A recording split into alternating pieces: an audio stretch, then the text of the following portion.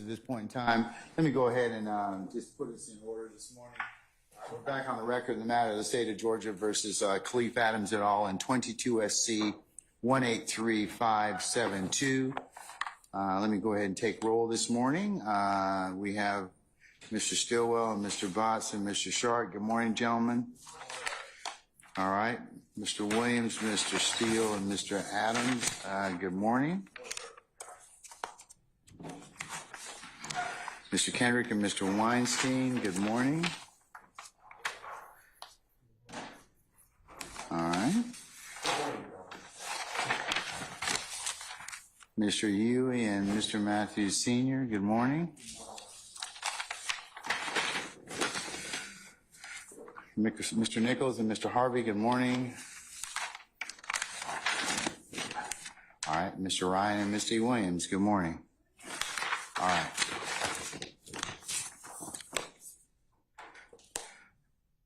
Okay, Mr. Brown, Mr. Smith, Mr. Yahelski, Mr. Atkins, Ms. Hilton, and I saw Ms. Love earlier, so, okay, all right. Now for all of the extraordinarily important people. Ms. Knight, good morning. Good morning. All right, Mr. Kokomo, good morning. Ms. Hallwinger, good morning. Mr. Mansbach, good morning. Who? Jack Fine. He was yesterday. No, it wasn't. You had another woman. That was day 4. Okay, so don't be trying to trick me, man. Don't be trying to trick me. Pines, is he related to the other Pines? Yes, this is Noel Pines' son. Nice to meet you, Your Honor. Your father is a fine lawyer. I've known him for many years. So why are you sitting, in court? So yeah, and there's some other. In there. Did your father kind of, say, hey, you need to see some other lawyers or what? That happens. Well, welcome, sir. All right.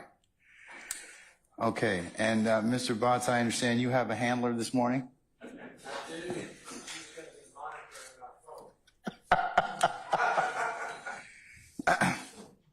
I just say you go get some classes. And who do you have, sir?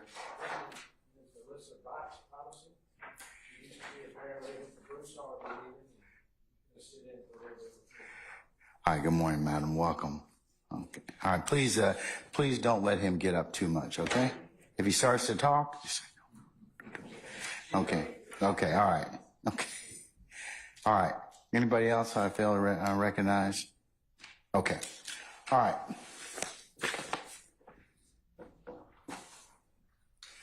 All right, Deputy Avila, all our jurors present, madam? Yes, Judge.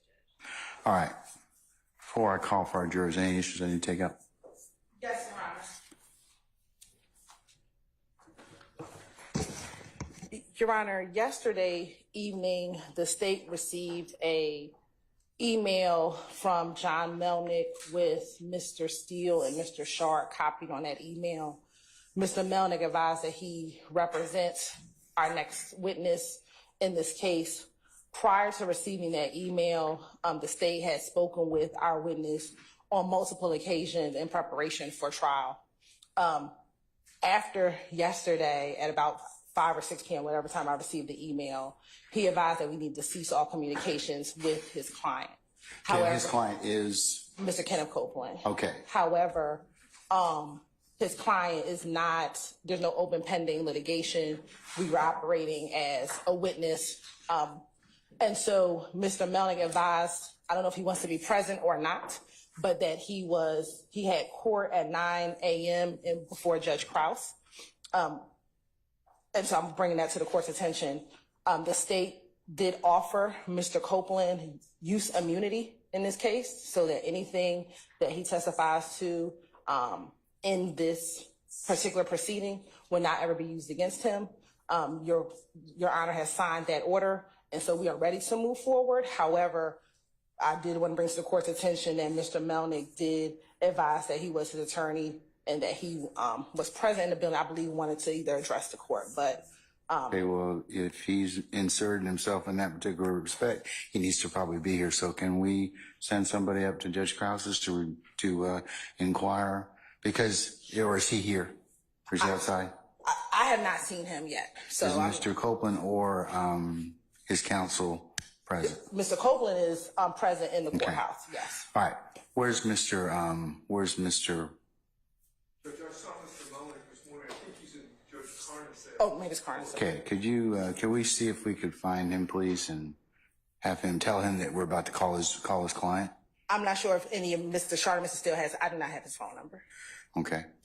Well, And while we're waiting for that, I do have two other issues. hold on, Deputy Avila, can you ask one of your colleagues, or Deputy Ham, can you see if you can go up or have one of your colleagues go up to Judge Carnesales and see if we can, one, either get him down here, or two, ask Judge Carnesale when he would be available. And tell him that we also have a witness that we need to call, okay? All right, sir. And then next, Your Honor, while we're waiting in that pendency, Mr. Copeland does have prior criminal convictions. The state did not see in any. We might want to take those up if he's got counsel, okay? Okay, well, I'll wait till. Yeah, so let's wait till his lawyer is actually here, so we can take up those issues if he does have counsel, okay? Yes, Your Honor. All right. I'm just gonna recess in place then. Sir? Good morning. Can I just step out while we're recessing? Is that okay? Yes, sir.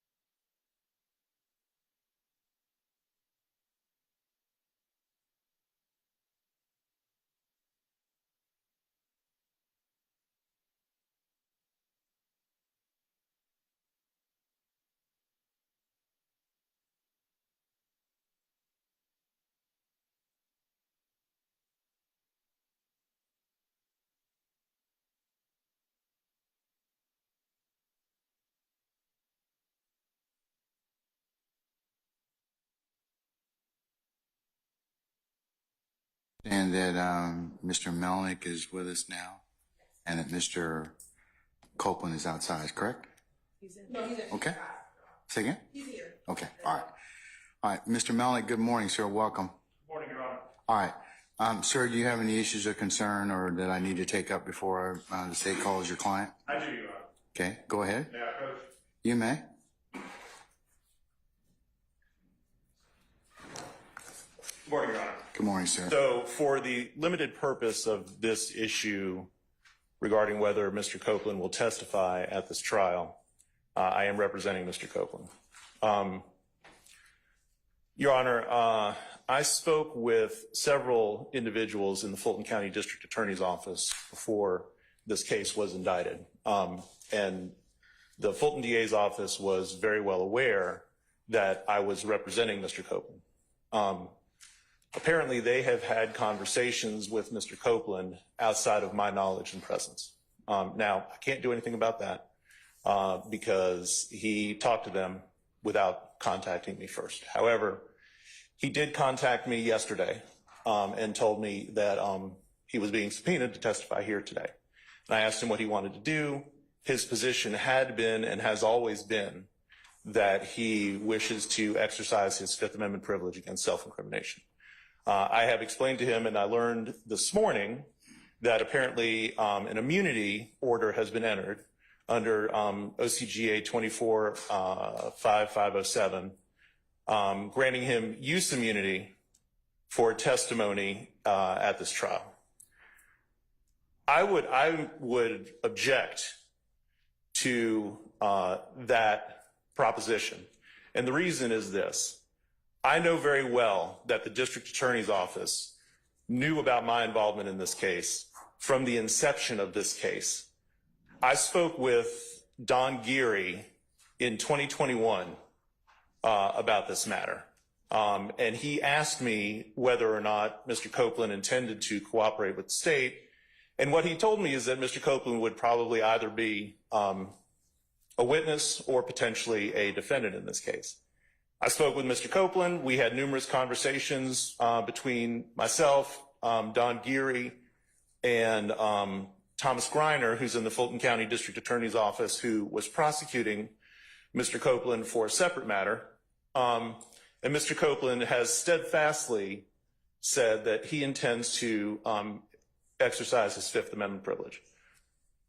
I have also participated in a conference call regarding a bond for Mr. Copeland when he was when he had an indictment in Judge Whitaker's division. Present in that conference call was myself, Adrian Love, Adam Abadi, Abby Potter, and Judge Whitaker, and we very specifically discussed the state's concerns about Mr. Copeland getting a bond in that case, given that the state wanted to utilize him as a witness in this YSL case. So, Your Honor, Mr. Copeland is here. I can state as his attorney that he intends to exercise his Fifth Amendment privilege against self-incrimination. He does not wish to testify in this trial. And I would ask, there is no other, he's not on bond, he's not on probation, there's nothing like that. I would ask that he be allowed to leave this courtroom without being compelled to testify. All right. Ms. Hilton, do you wish to respond? Yes, Your Honor. All right. And Mr. Melnick, you are correct. I did go ahead and sign this morning. I'll make a part of the record the court's order giving him use immunity. Okay? Good morning again, Your Honor. So first, let's give a timeline of events. Mr. Melnick spoke of speaking with Mr. Don Geary. I would believe that. What does that have to do? Let's cut to the chase. Okay? So I mean, all of that it may be maybe historically.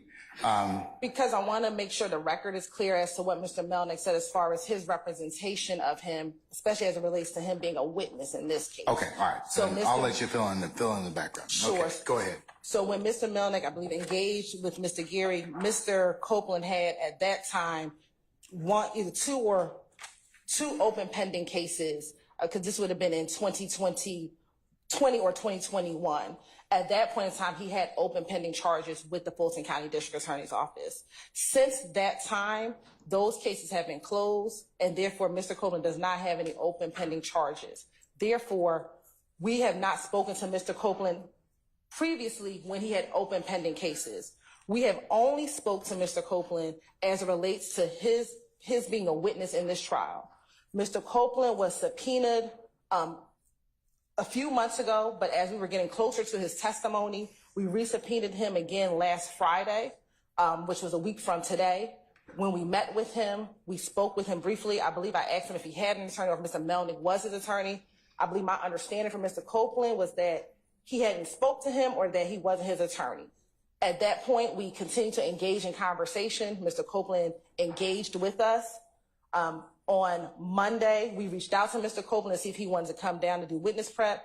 We did not meet on Monday. On Tuesday, we thought that he was going to get called. He came down here. We spoke. He asked us questions. We answered his questions, and we've moved forward. At no time during any of those conversations that we had with Mr. Copeland that he advised that he wanted his attorney there. We would have obliged that, but I believe that we were having good conversation as he's a witness in our case. Yesterday at our final prep session, we spoke with him. It was about 1 o'clock in the afternoon in the courthouse. When we left the room that we were meeting in, I saw Mr. Max Shard in the hallway. As we left, we had our greetings. And then it was not until 6 o'clock last night that I received an email from Mr. Melnick, copied Mr. Shard and Mr. Steele on that email, and advised that his client was going to plead the fifth. In the state's conversations with Mr. Copeland, he had some concerns, and we had told him just in general conversation that we would give him use immunity to testify in the trial. Once we received the email from Mr. Melnick last night, we moved forward, Your Honor, drafting a motion in order to give Mr. Copeland use immunity in this case. 24-5-507, Your Honor, lays out that it is the state's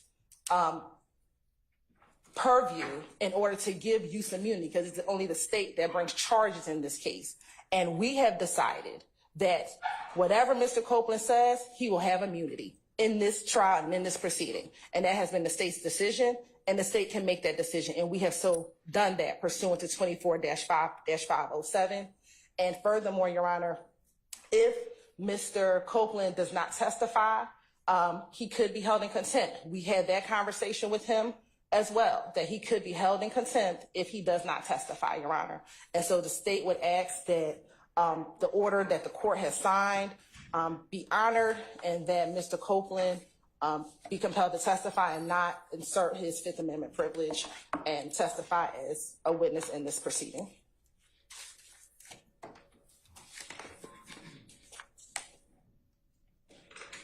May I respond, Judge? Yes, you can, Mr. Melnick.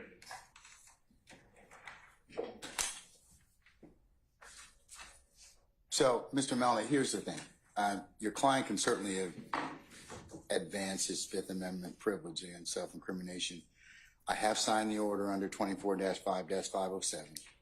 So I guess have you explained to your client the potential second and third order effects that could occur depending upon his decision? I have, Judge. Okay. All right. I guess the only thing to do at this point in time is to bring him in and determine whether or not he would like to make sure he understands. I understand where he is under 24-5-507. He is present in the courtroom, Judge. Okay. What he has told me is that he repeatedly told the DA's office that he did not wish to cooperate, did not wish to testify, and wished to exercise his Fifth Amendment privilege. But I can bring him up and have him state that on the record. Yes. Okay. Come on up, Mr. Copeland. Mr. Copeland, come on up and have a seat here, sir. No, he doesn't need to be sworn in yet. No.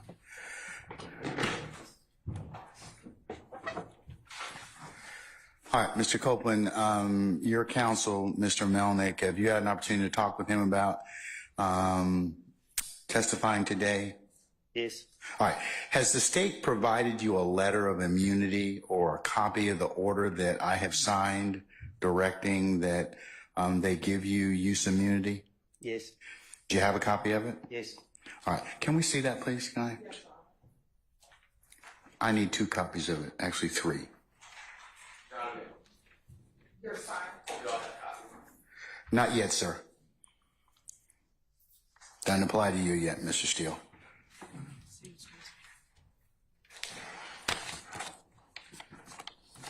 But it is going to be part of the record, Mr. Steele. I haven't filed it yet under Odyssey. I don't think it's made the Odyssey system quite yet. So, anyways. Huh? We had a proposed order. But I signed the order this morning, though. I meant the manner in which it will be filed will not be made public. Okay. All right. Which copy's been given to Mr. Copeland? The order pursuant? All right. All right. Do we have extra copies of that?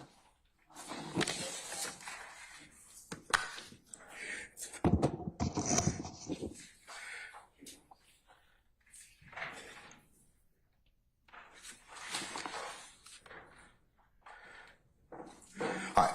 Mr. Copeland, I'm going to mark this as the next court's exhibit in order, okay? Mr. Copeland, can you take a look at that order for me, please, sir? All right, let's just go through it right quick, okay? I just want to make sure that you understand where you are and you have your attorney here. And if you have questions of the court or your counsel, you can go ahead and do that, okay? All right? You have to answer yes or no, sir. All right. Okay, all right. I'm not trying to trick you. I'm not trying to do anything other than explain this to you, all right? Okay. Okay, all right. Mr. Copeland, this order reads basically, the state of Georgia has moved the court pursuant to this particular statute, which is 24-5-507, to compel your testimony, and our district attorney, Ms. Willis, having determined that your testimony is materially as necessary to the public interest. And that is, and if you take a look at the footnote, sir, I'm sure your attorney's probably explained this to you, that she has the purview of determining whether or not your testimony is needed for a particular trial. I don't even have that authority. Your attorney doesn't have that authority. You can't decide that maybe it's not really necessary. She makes that decision.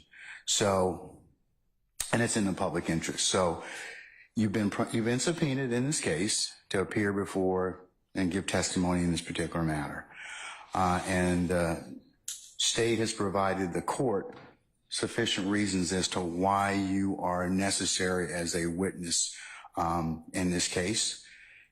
It appears that you've been properly subpoenaed to appear as a witness in this case, and that your testimony is necessary in the public interest. So that's how we, as a due process, gets you to come to court. I mean, you were noticed as a witness. They've identified you as a witness. They've determined that your testimony is needed. Because of the fact that you have some concerns about what your testimony may indicate or could indicate in this case, and that's something that you and your counsel have talked about, and I'm not certainly going to inquire about that. But in order to potentially deal with anything that may come out of that, the state is basically, knowing that you have a Fifth Amendment privilege, says, okay, we acknowledge that. We're going to give you immunity. And as a result of that, then you have to testify as a result of that. If you don't testify, then I, as the judge in this case, have several remedies. One of those is that I could hold you in contempt and jail you because the way that you get out of that contempt is to just testify. That's the only thing they wanted in this case, for you to testify. So your attorneys told me you're going to invoke your Fifth Amendment privilege. Done, said. However, the immunity has been signed. I have a copy of that right now. So you're required to testify. So if you don't testify, the state's probably going to ask me to jail you. And I'm probably going to do that. So I'd like you to go ahead out and talk with your lawyer and tell me what you want to do at that point in time, okay? Do you need any more time to talk, Mr. Copeland? Okay. What is your desire at this time? I'm taking the field. Okay, you're taking the Fifth, but you've got immunity, but you still want to, are you going to testify? That's the thing. That's the question. That's the question on the floor. I've acknowledged the fact you have a Fifth Amendment privilege, but the state's given you immunity, so that overrides that Fifth Amendment privilege. They require you to testify. Yeah, but the state don't know what they're talking about. So they ask me a question that implicate me, then Okay, they can't prosecute you on that. They can't. The order prohibits them from allowing them to use that testimony against you. That's what your lawyer, and I'm not going to get into any of the machinations or intricacies of what may or may not have happened in this case, but Mr. Melnick is a very seasoned criminal defense attorney. I've seen him over the past 2 decades. I'm sure that he's probably given you very, very good advice, but the state can't use that testimony. They can't kind of say, have it both ways, like you testify and then use that against you to indict you and prosecute you. Then we wouldn't have any faith that we need to have people come in and give testimony. So that's why they can't do that. They kind of can't go back on what they're going to tell you, So I signed the order. Now they've asked for immunity. I've signed the order. So basically, whatever you have to tell us, you'll tell us. say no more. Do you wish to testify, Mr. Copeland? Is that no? You have to say no on the record. Say it again. Do you wish to testify? He said I tell him whatever I got to tell him. That's So I testify. You will testify. Yeah. All right, sir. Okay. What we're going to do in just a second is I'm going to go ahead and I'm going to call for our jurors. I will formally administer the oath to you, and then the state will ask you some questions, okay? And then you'll be cross-examined at some point in time by potentially Can I speak to my attorney before? Because I think I just said the wrong thing. Sure. I tell you what, why don't you step outside and talk to Mr. Melnick.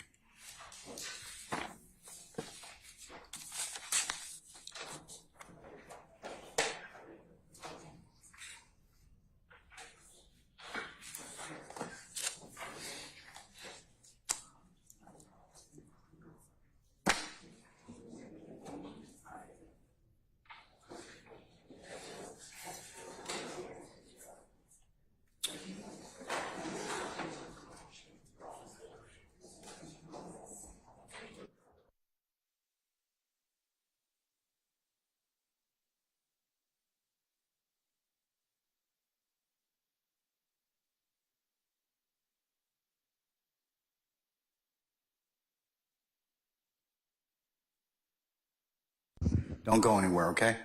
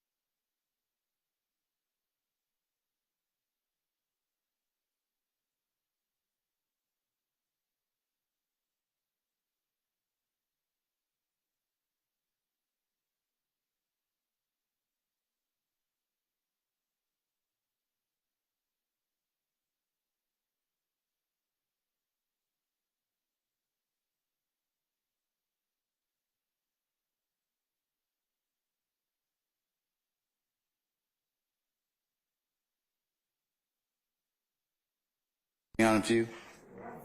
All right. I think we're waiting on Mr. Kendrick. Come on out.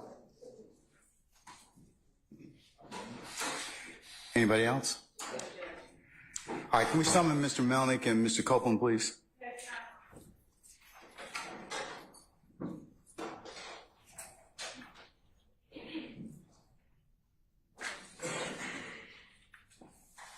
Come on up, Mr. Copeland.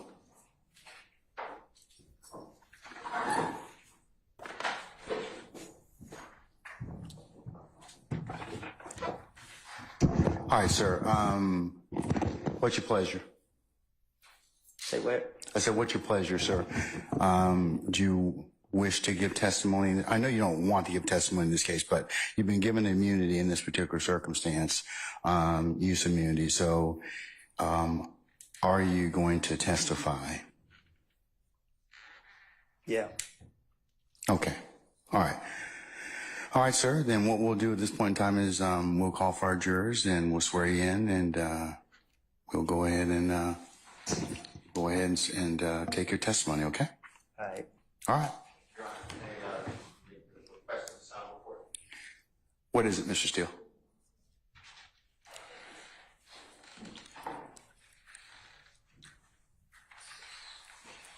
Does our witness need to be excused? Yeah, sir. Go ahead and stand outside, please, if you wouldn't mind. We'll call you in just a minute.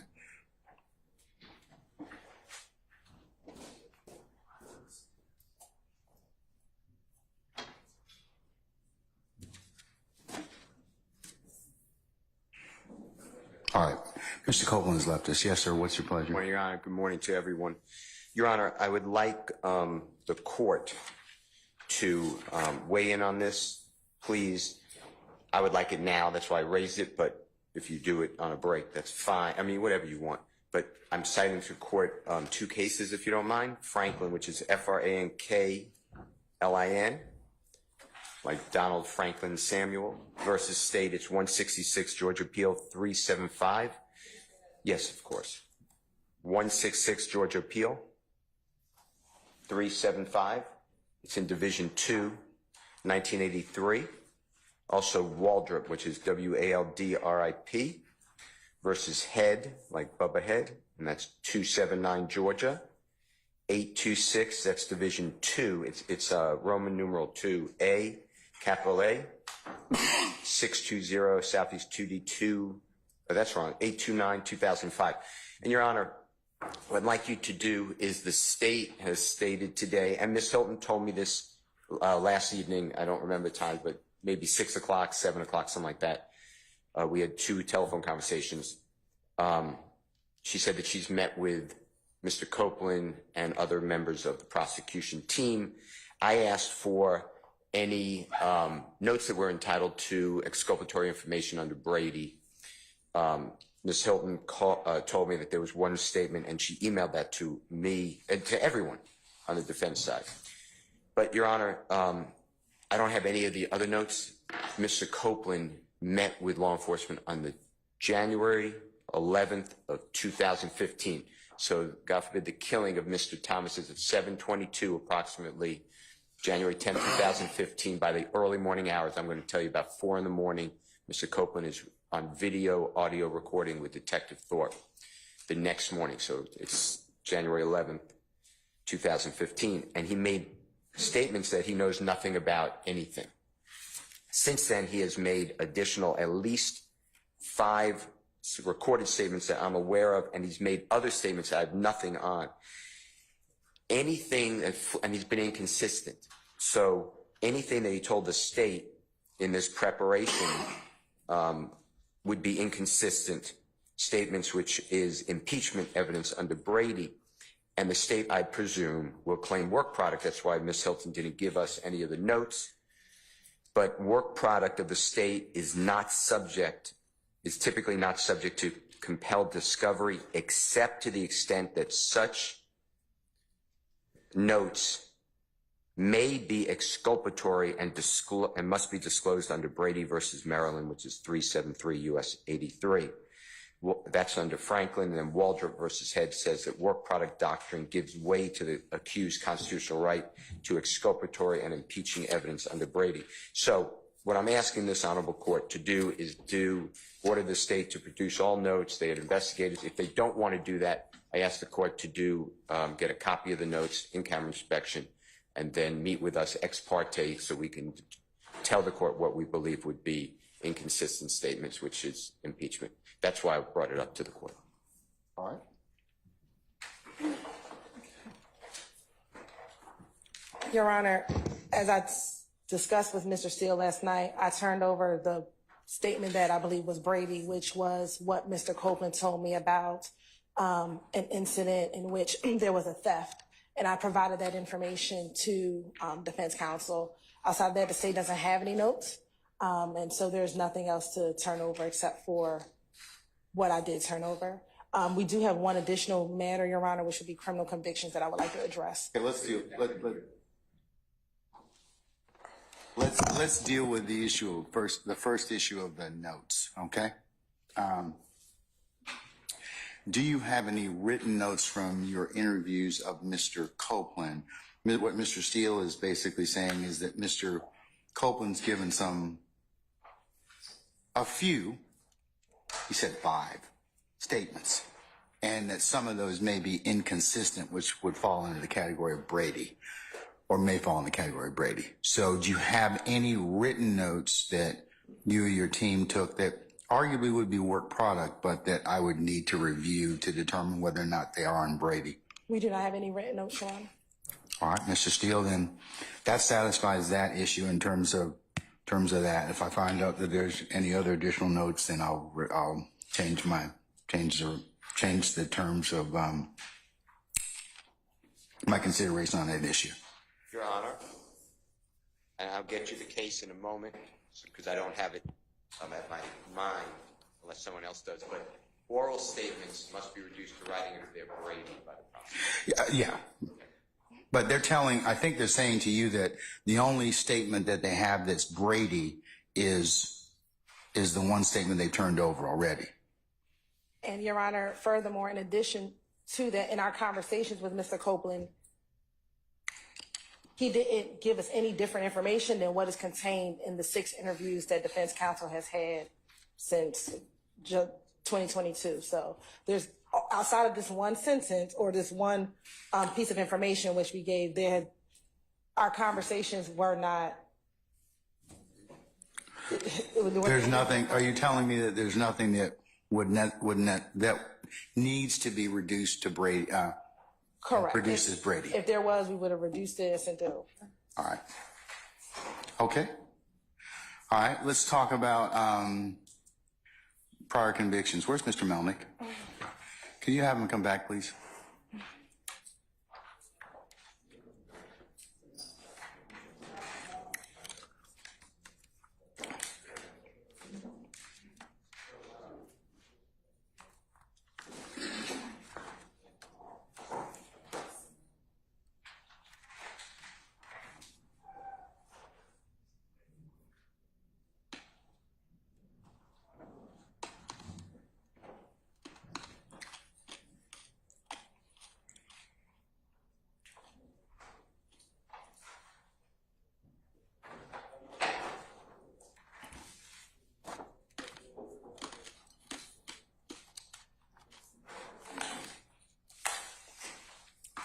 All right, Mr. Melnick, I wanted you to be here for the this part of the conversation in regards to your client, because these are prior convictions. Okay.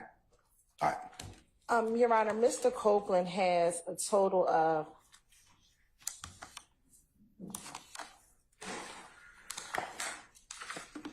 11 convictions, Your Honor, prior convictions.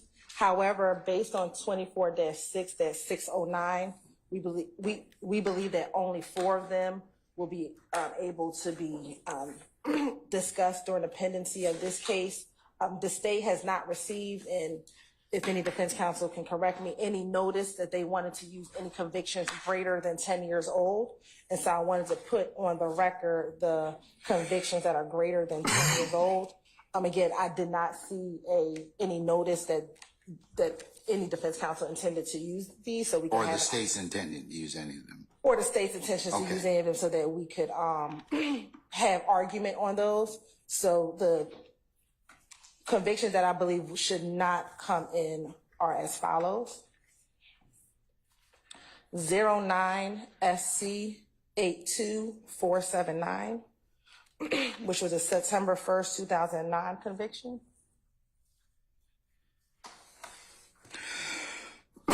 4. That one was for theft by taking, Okay. entering auto, and other charges. Oh, well, you know, he pleads for that.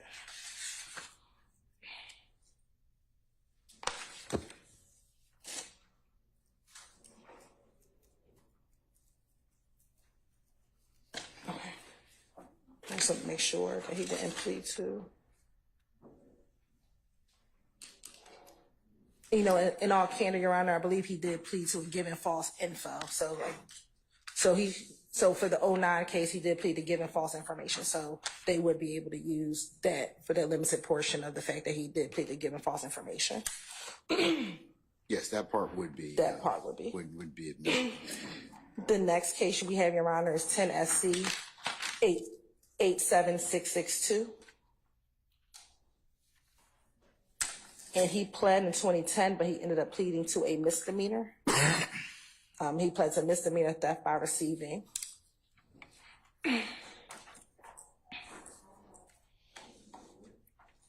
The next is 10 SC 96 Tennessee 96. 938.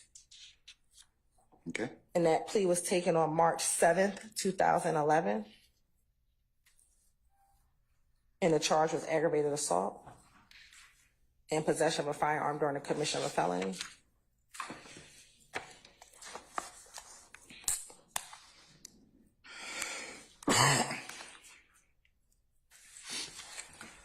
And then the next one is 12 SC 110195. He pled to this in August of 2013. And he pled to entering auto, several counts, misdemeanor criminal trespass, misdemeanor obstruction, misdemeanor theft by taking.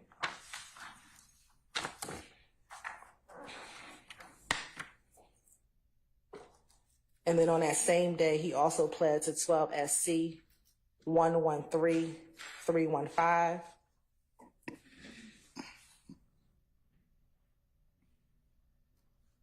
He pled to that on August 13, 2013. And there he pled to terroristic threats, aggravated assault, and battery. Then, Your Honor, he also had another case which was null prost, which was 12 SC 113001.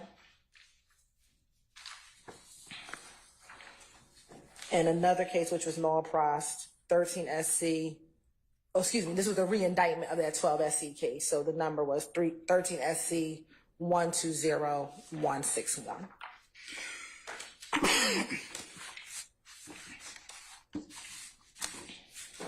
What kind of cases were those, madam?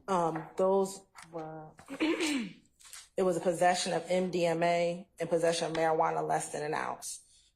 And the 13 SC was a re-indictment.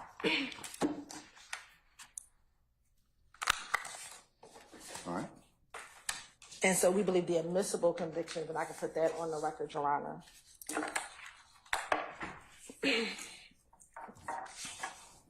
would be 15 SC 136794, in which he pled to that in December of 2018.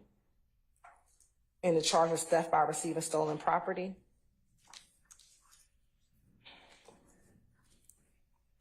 The next is 20 SC 176851. And he pled on January 25th, 2022. I'm sorry, Ms. Hill, can you repeat that last number? Sure. The indictment number or the date? Indictment number. 20 SC 176851. You're welcome. And he pled to possession of a vehicle with an altered VIN and misdemeanor obstruction of law enforcement officer. Next is 20 SC 176912. And he pled on January 26, 2022. And he pled to possession of a controlled substance, Schedule 1 or 2, with the intent to distribute. And then last is 22 SC 182134, which he pled to on June 29, 2023. One more time. What was that last number? I'm sorry. 22 SC 182134. And he pled to possession of a firearm by a convicted felon. And that was on June 29, 2023.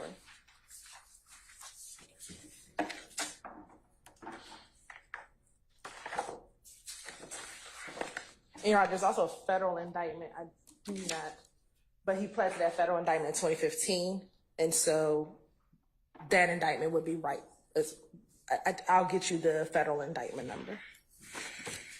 Have you shown these the non-qualifying and qualifying convictions to defense counsel? I have not. Can you let them take a look at it? Oh, they have. Oh, yeah, we did provide. We do have, well, we did work, but we have a disagreement about what's qualified, what's not qualified. Okay. What do you have a disagreement as to what? Well, Which matter? okay, thank you, Your Honor. First of all, we are looking through the court's records. Okay, Mr. Steele says he has it. We did file a motion of intent to impeach with convictions over 10 years old, so we're going to have to address that. But specifically, two of the convictions that the state says are over 10 years old, I disagree with, and that's because the statute reads from my understanding of the statute, and I think the plain reading of the statute, the clock is from the last incarceration. Is it either or? Well, it's the one How's that's the statute the read? furthest in time. The 10 years has to elapse from the last incarceration. When that comes into play is when probation is revoked. When there's a split sentence, and then probation is revoked. And I can get you the cases. But, Your Honor, 12 SC 110195, as well as 12 SC 113315, we would agree that the plea was entered over 10 years ago. However, on the court's records, the probation was revoked on 2/21/15. He was in custody at the time, so he's been incarcerated on those charges. The purpose of the statute is that the person has to maintain a history of lawful behavior to reestablish that they are not essentially a convicted felon. And Which statute are you talking about? Just so I can pull it up. Which one are you talking about? I don't have the number. The impeachment by prior conviction, 609B. 609B.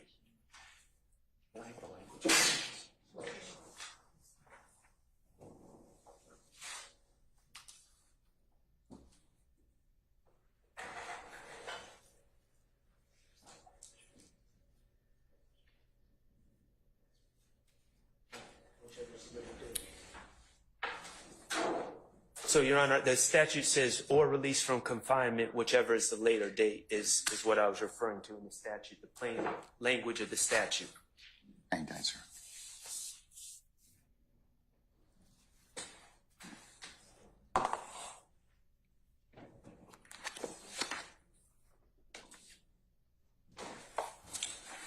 Small.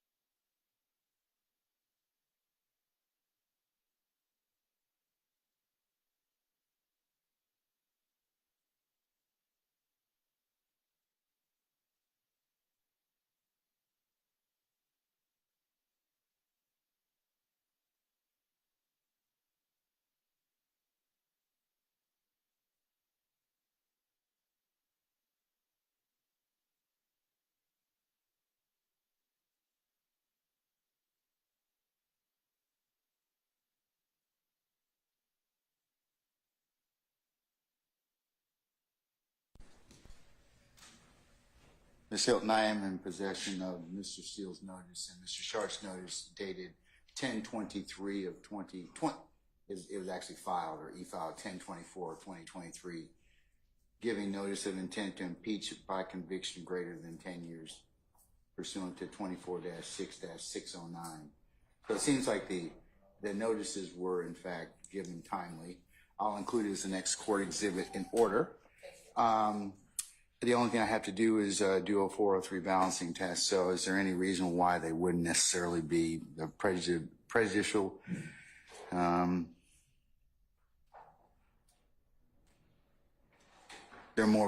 Is there any reason why they wouldn't be more probative than prejudicial? Prejudicial and probative, I should say. Your Honor, I would ask for Mr. Steele and Mr. Steele, either one, make the, Mr. Steele and Mr. Sharp make the argument because they're asking for the propounding of it. We believe that it is more. We believe that these are more substantially prejudicial than probative. And so I would ask for them to propound their argument so we can respond. Yeah, I have to consider that as the last thing for the convictions that are over more than 10 years old, unless they fall into the category of criminal falsity or I understand, Your Honor. I would say, though, I think we have to also analyze what I just announced about the two convictions. Those are not over 10 years old. Based on the plain language of the statute, also, this is my notes to these cases. So, but it's service of time for parole violation counts as confinement for prior convictions and calculation for the 10-year period. That's U.S. v. Gray, 852, Fed 2nd, 136. It's a 1988 case out of the 4th District. In U.S. v. McClintock, 748, Federal 2nd, 1278. It's a 1984 case out of the 9th. Do you have anything more recent from our Supreme Court? I don't think it's really from our Supreme Court that's talked about the date of incarceration. I just want to know. I mean, I'm familiar with the rules in general about and being incarcerated and not completed those particular periods of probation extends the time. If you have a probation revocation, that extends the time. Right. So it's upon completion, which is ever greater. So, Mr.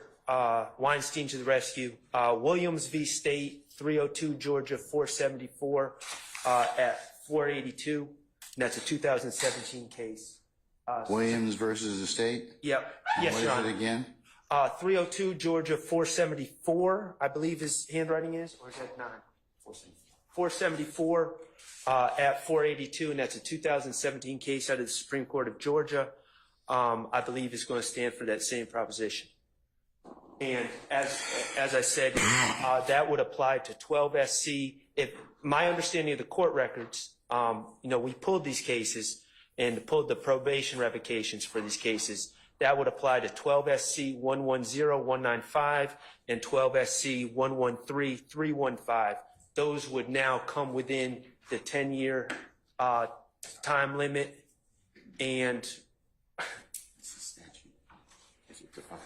yes, and also, Your Honor, just a plain reading of the statute, it defines time limit, and it says, evidence of conviction under this code shall not be admissible if a period of more than 10 years has elapsed since the date of the conviction or of the release of the witness from the confinement imposed of such conviction, whichever the later date, unless the court determines in the interest of justice that the probative value of the conviction supported by specific facts and circumstances substantially outweighs the prejudicial effect.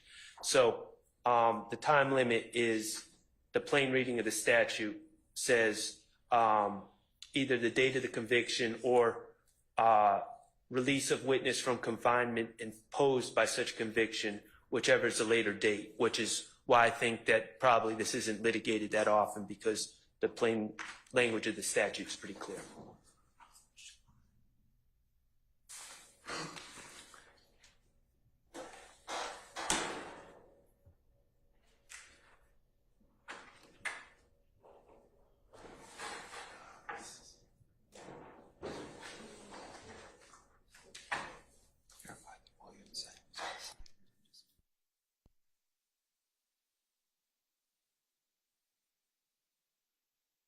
Your Honor, I'm sorry.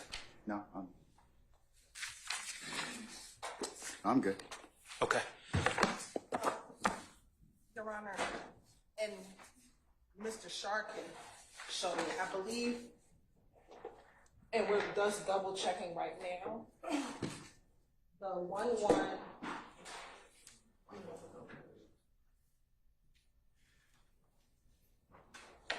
We would agree with the 11315 because it looks like he was revoked and required to do 6 months on 12/18/2020.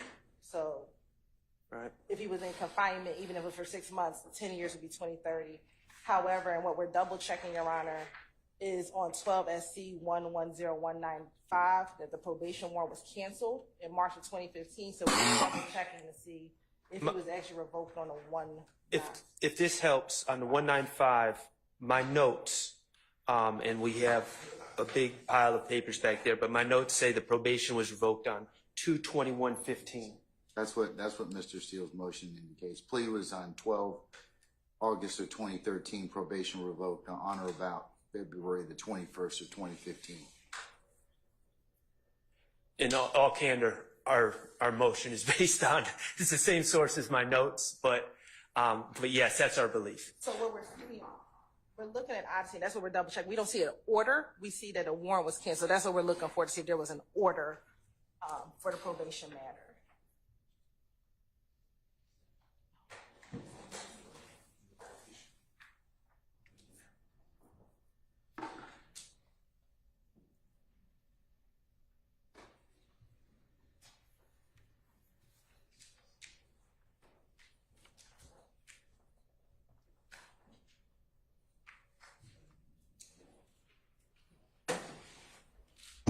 While y'all are looking, I'm just going to read.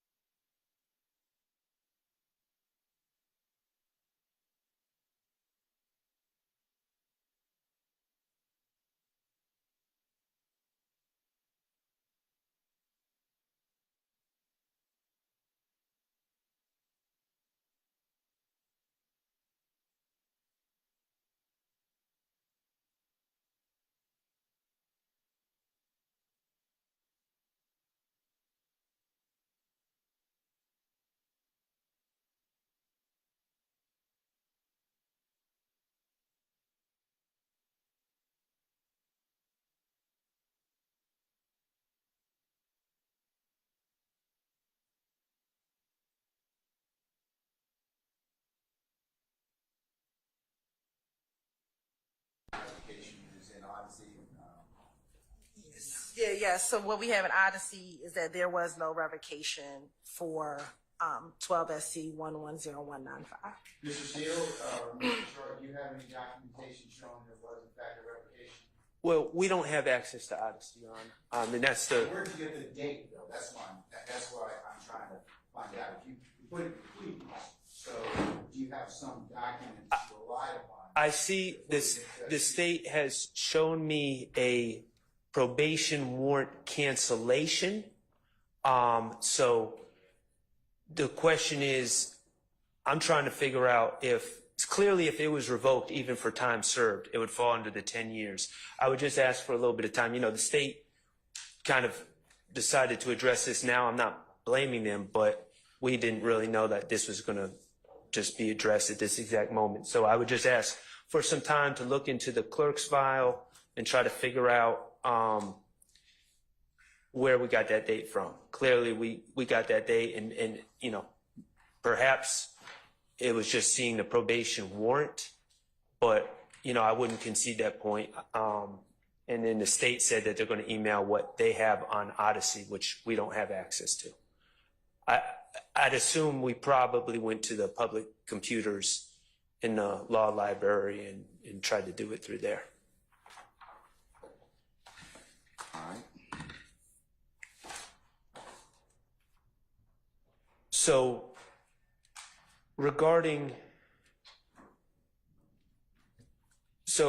my understanding where we are right now, the 3315, the state has conceded that falls within the 10 years, so that's not on the table. The 0195 may or may not be on the table depending on what we learn about that case. But for the ones outside the 10-year, we did give timely notice. You did. And so that's going to be a balancing. So to address those, tell me why they're more probative than prejudicial at this point in time. Well, for prejudice, it's a bit confusing to me because I don't know who would be prejudiced by the truth about Mr. Copeland's prior convictions coming out. Certainly he wouldn't be prejudiced. He's been given immunity. He's not a party to this case. So I don't really see any real prejudice. But the probative value towards his credibility, first of all, I'd point out that one of these cases, 09 SC 82479, not only involved giving false info, which is very probative of one's credibility, but also involved a theft. A car theft. Thefts are viewed as more probative to credibility than other non-crimes that involve some level of deceit or dishonesty. So the fact that it's a theft makes it particularly probative towards credibility. But also, Your Honor, Mr. Copeland is the key witness to a number of acts in this case. He's really one of the key witnesses of the case, if not the key witness. His credibility is the crux of this case. He's the linchpin of this case. I anticipate that he's probably going to be on the stand for a week or more. So one of the factors that we take into account when we're doing the balancing test is the importance of the witness's credibility towards this case. And his credibility and the ability of the jurors to consider his entire history, his entire criminal history is paramount to assessing his credibility. And I'll point out, Your Honor, one other thing that I think is relevant towards the probative value of credibility. If Mr. Copeland was someone who, say, had an 09 SC 82479 case and had a conviction, and then, learned from that conviction, turned his life around, went about, got a job wherever, was working, taking care of his children and taking care of his family, and just living a law-abiding life, I think the argument would be stronger for it lacks probative value. But he hasn't done that. He's continued to commit crimes, to violate the law, to lie, to commit crimes indicative of a lack of credibility. So this tells the whole story.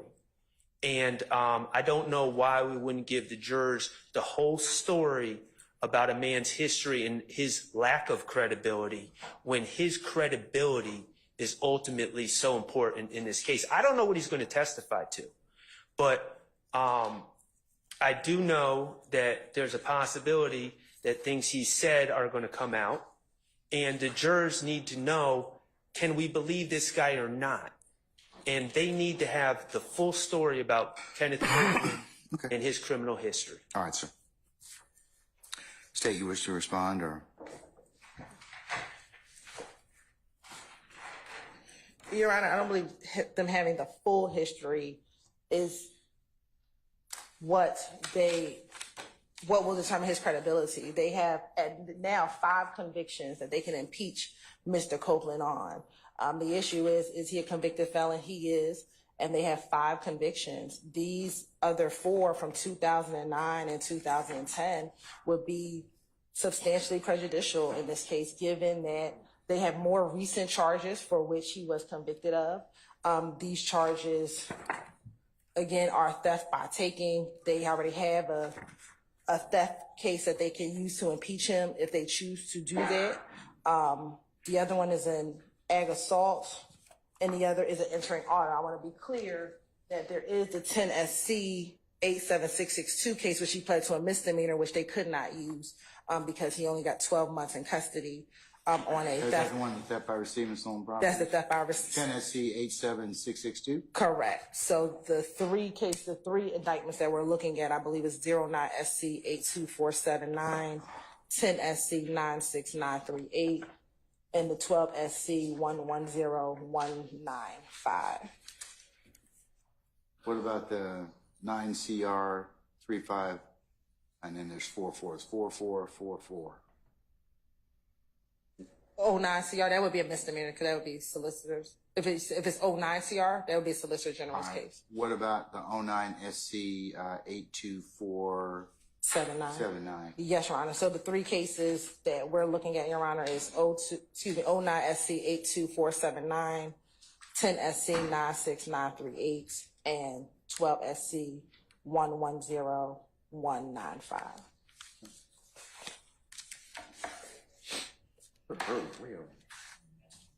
No, they usually bring that up. Nick.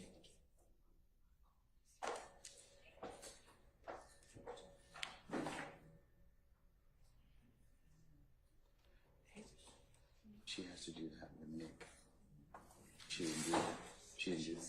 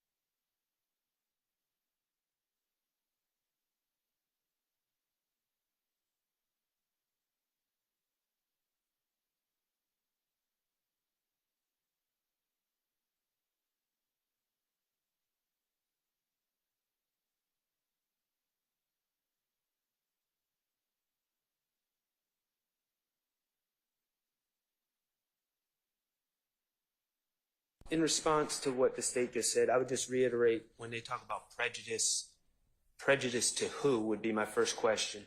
But also, Your Honor, regarding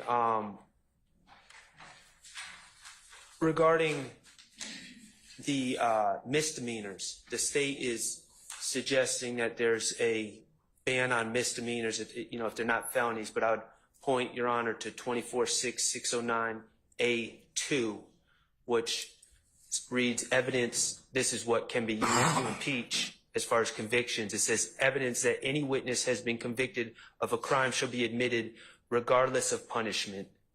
If it readily can be determined that establishing the elements of It such says crime. in excess of 1 year.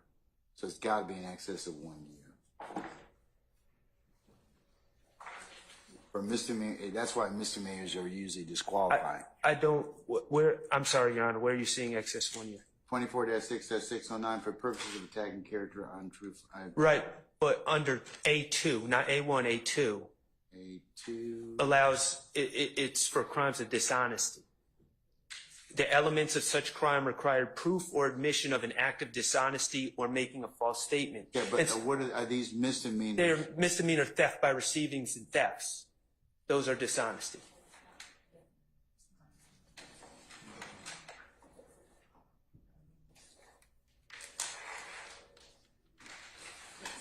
Okay, all right.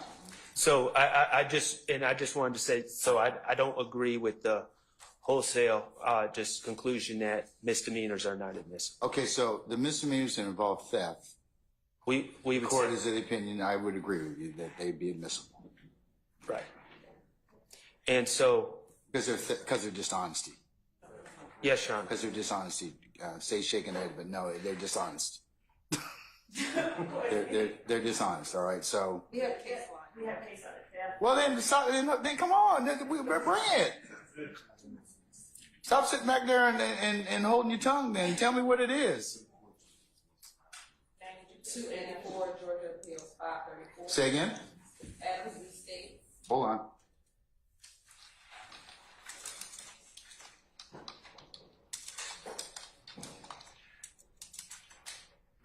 Go ahead. What is it? 284 Georgia Appeals 534.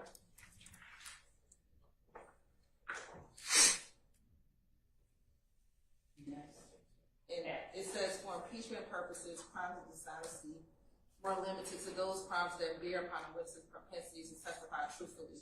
Accordingly, misdemeanor theft by receiving stolen property was not a crime involving dishonesty. Yeah, that's what it says, Mr. Sharp. But the given false name is, so.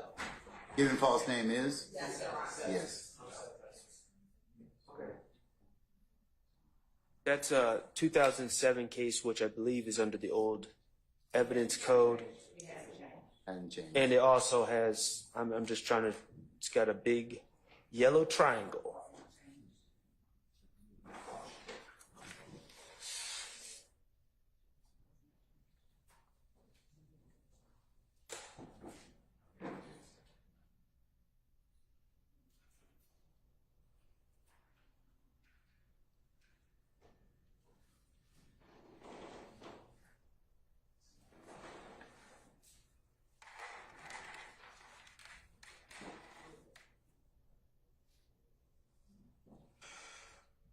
Excuse me.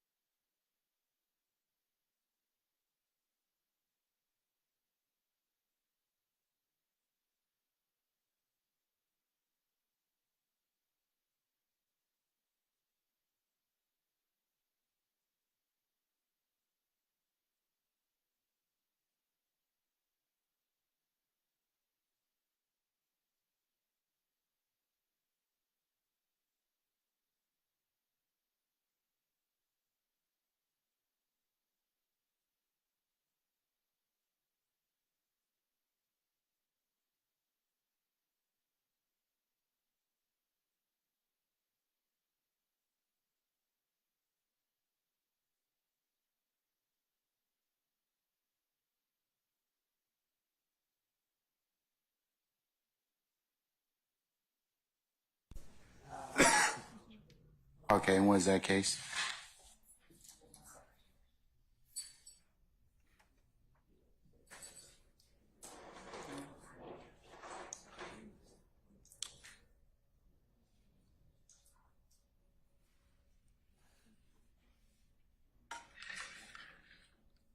Your Honor, we maintain that the case is cited to good law. Those that are crimes of dishonesty, sorry. We maintain that the Adams case is still good law, Your Honor, and that crimes of dishonesty do not include theft by receiving. I would concur, Mr. Sharp. I'm going to go ahead and exclude those particular misdemeanors, okay? Okay, so, I say okay, not. You've understand- objected. You can have a continuing objection. I Yes. certainly understand for purposes of review. I Okay? should say, I understand the court's rule. Okay, all right. Regarding 09 SC 82479, 10 SC 96938, we still have the probative value of credibility versus prejudice balancing that Your Honor needs to do. I'm gonna rule that they're more probative than prejudicial. Okay? Thank you. All right.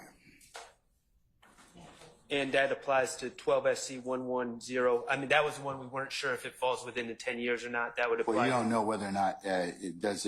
Have you found out whether or not? Well, if you find it's more probative than prejudicial, then it really doesn't matter. Which one are you talking about? 12 SC 110195. That's the what? Entering autos. And the probation, I felt it was revoked, and I asked to look into it to see if it occurred within the 10 years. But if Your Honor is finding these prior convictions more probative, then it really doesn't than matter. prejudicial, so it wouldn't make a difference at Okay. that point. Thank you. You're allowing them in, Your Honor? I'm gonna allow them in. I'm gonna allow them in. Thank you. Okay. All right.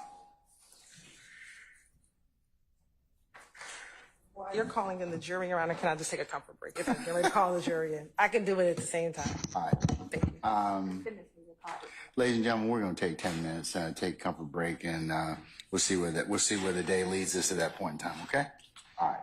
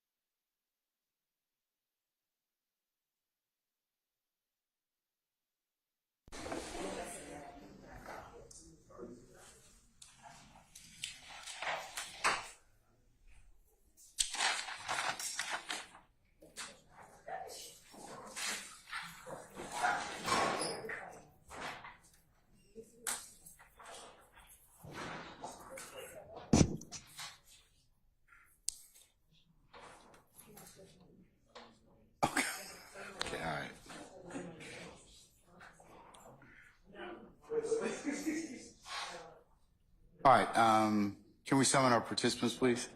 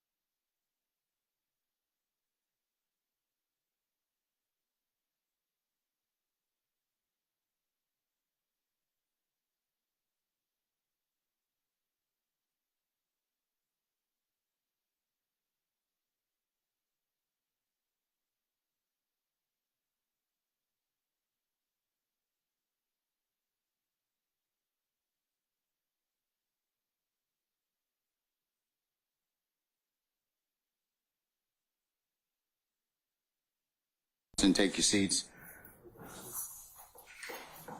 All right, folks, I'm going to summon our jurors since they've been here most of the morning. I'm going to go ahead and recess for lunch and come back in an hour. But is there anything else I need to take up with you all before Mr. Copeland comes, testifies as our next witness? Yes, Your Honor. Two things. First, I don't believe that anyone in defense has a copy of the immunity, the order granting immunity. I believe that we're entitled to that, so we would ask for that. Additionally, Your Honor, we are going to diligently, over the lunch hour, myself and other counsel, look at these state's exhibits. Last week, we discussed that we had some objections, if you recall, and we kind of put a pin in it because the state said that it was just a large amount and they were going to narrow it down what they were admitting or seeking to admit. Well, now we have a PowerPoint. It looks like they redacted some of the things that were going to be our concerns, but I'm just going to ask, I hope Your Honor understands we just received this and we're going to, over lunch, look at the proposed exhibits, and if we have any specific objections after their redactions, we'll bring that to Your Honor's attention, if that's okay. That's what you told me, so I certainly understand that. Right. So what happened since that hearing or that discussion was the state did make some redactions, and I think that addressed possibly all of our issues, but at least some of them. But we just received this, so we'll report back to the court whenever Your Honor wants to Okay, hear but from us. remember, our jury's been here since 8:30. No, I understand that. So I'd like to kind of go ahead and get started. Well, if Your Honor wants to go through these one by one, we can. We just literally Well, you just can do got that this. during lunch. That's fine. Okay, I mean, okay. But you know, this is, you know, I know that you all we should have been working on these prior to that. So, okay. Yes, we just got this. Okay, but you had the larger exhibit for the. And we brought those to your attention last week. Yeah, I remember. Okay. I remember. Okay. All right. All right, Deputy Ham, summon our jurors, please.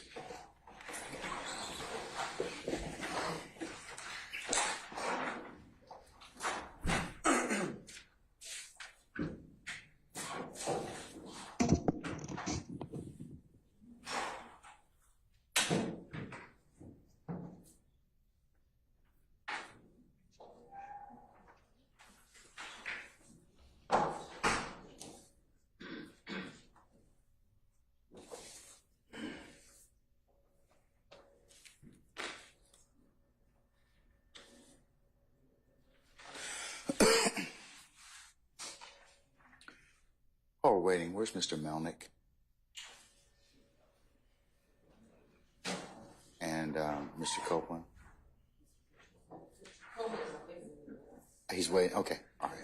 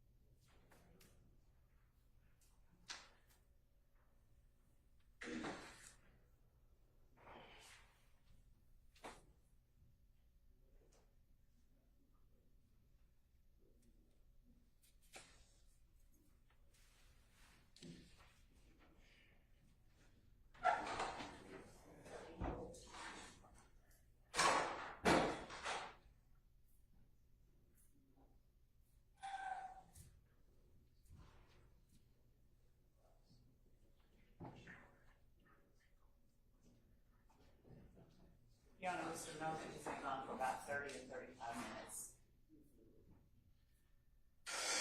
minutes. Can we call him, please? Or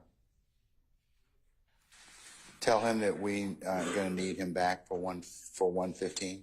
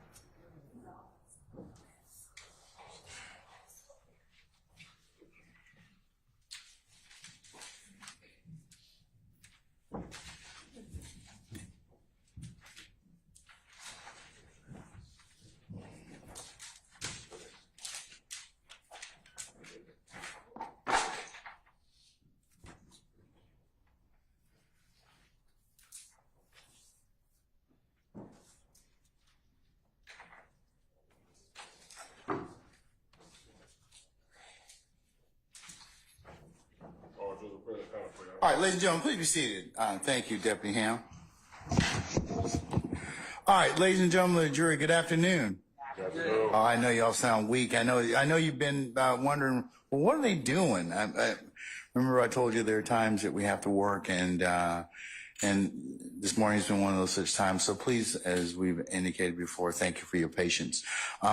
Given that I just wanted you all to know that we hadn't forgotten about you, but that we are going to go ahead and formally just break for lunch at this point in time. Okay, so what I'm going to have you do is come back for 1:15. It's about almost 12:15 right now. Come back for 1:15. We'll go ahead and see where the day leads us at that point in time, okay? Yes, sir. All right, so, ladies and gentlemen, we'll be in recess till 1:15. We'll see you then, okay? All rise.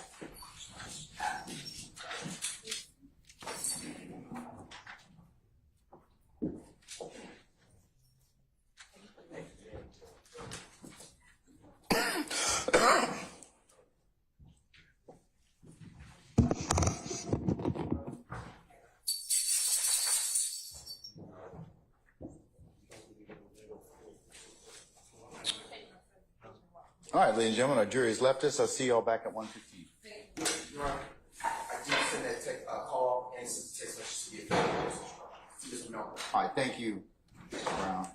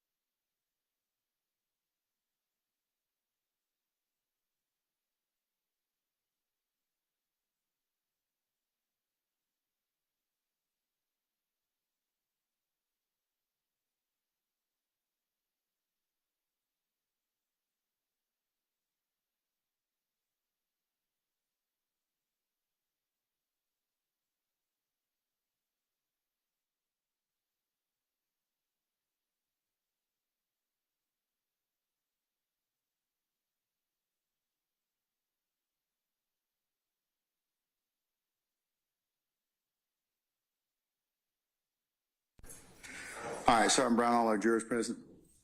Yes, sir. Deputy Ham's here, check. Okay, all right. Deputy Ham, can you check on our jurors, please? Mr. Steele, what can I do for you? Okay, all right. Your Honor, just for a moment, there are some issues with the proposed exhibits. I don't know if the state's planning to introduce them today, but I just wanted to give you a heads up. You're right, we're gonna pass them out, and I think we can deal with them after. Okay, all right. She said you'll deal with it. She'll deal with them as they come, as they're introduced. So. Everybody ready? All right. Summon our jurors, please.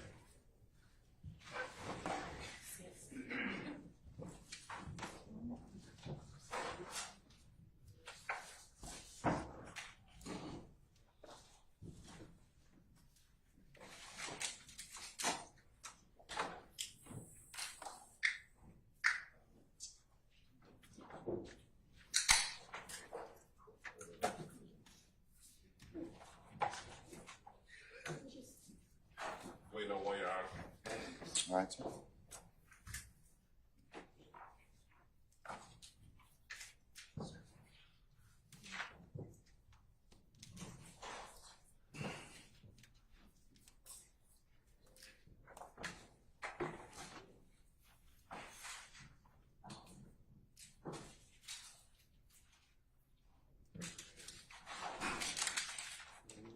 All right, ladies and gentlemen, please be seated. All right, thank you, Deputy Ham. Ladies and gentlemen of the jury, good afternoon. Good afternoon. All right. Without further delay, we're going to go ahead and call the next witness. State. Your Honor, Ms. Hilton calls Kenneth Copeland to the stand. All right, summon Mr. Copeland, please.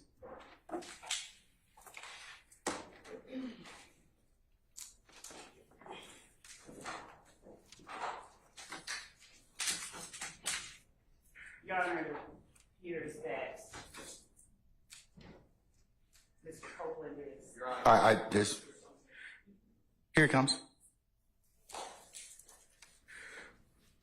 All right, Mr. Copeland, go ahead and approach the witness stand. Before you sit down, if you would turn and face Deputy Hand and be sworn as a witness.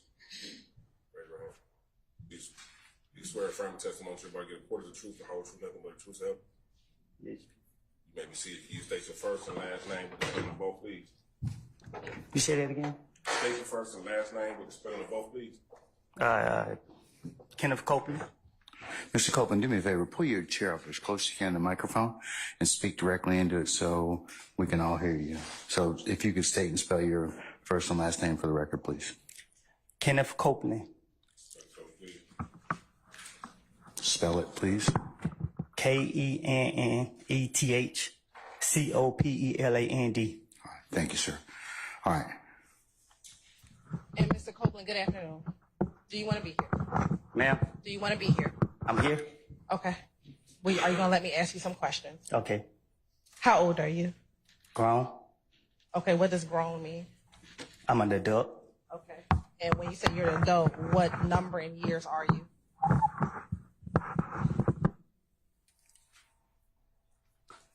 I plead the fifth. Ladies and gentlemen, can I get you to step outside to your headquarters of jury deliberation, please? All rise for the jury.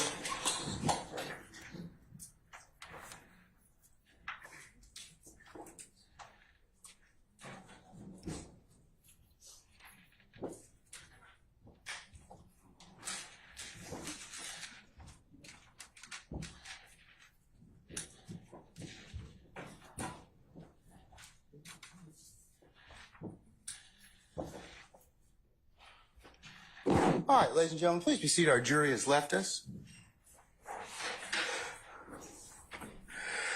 Mr. Copeland, given the fact that you have invoked your Fifth Amendment privilege, but the state has already given you immunity under 24-5-507, this court holds you in willful contempt, and we'll see you on Monday. And we'll see if we can get some more testimony at that point in time. Take him into custody.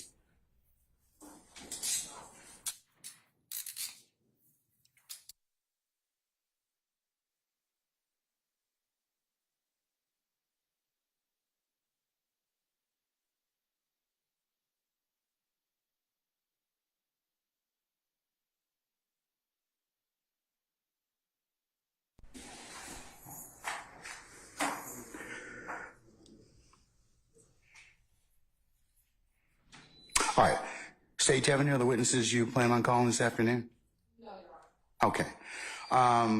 What I'm going to do is I'll call our jury and tell them that you're going to be in recess for the weekend, and we'll come back on Monday. And then, Your Honor, the jury is excused. Would you please entertain a motion for a mistrial? Mr. Steele, I'll entertain it right now. I didn't want to hold the jury, but that'll be fine.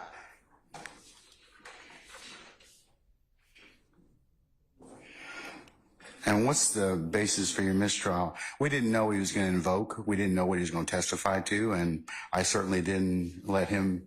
He was only asked one question. So at this point in time, there's really, you can't knowingly let a witness invoke their Fifth Amendment privilege in front of a jury, but that didn't happen in this case. Last thing we heard from Mr. Colton was he was going to testify.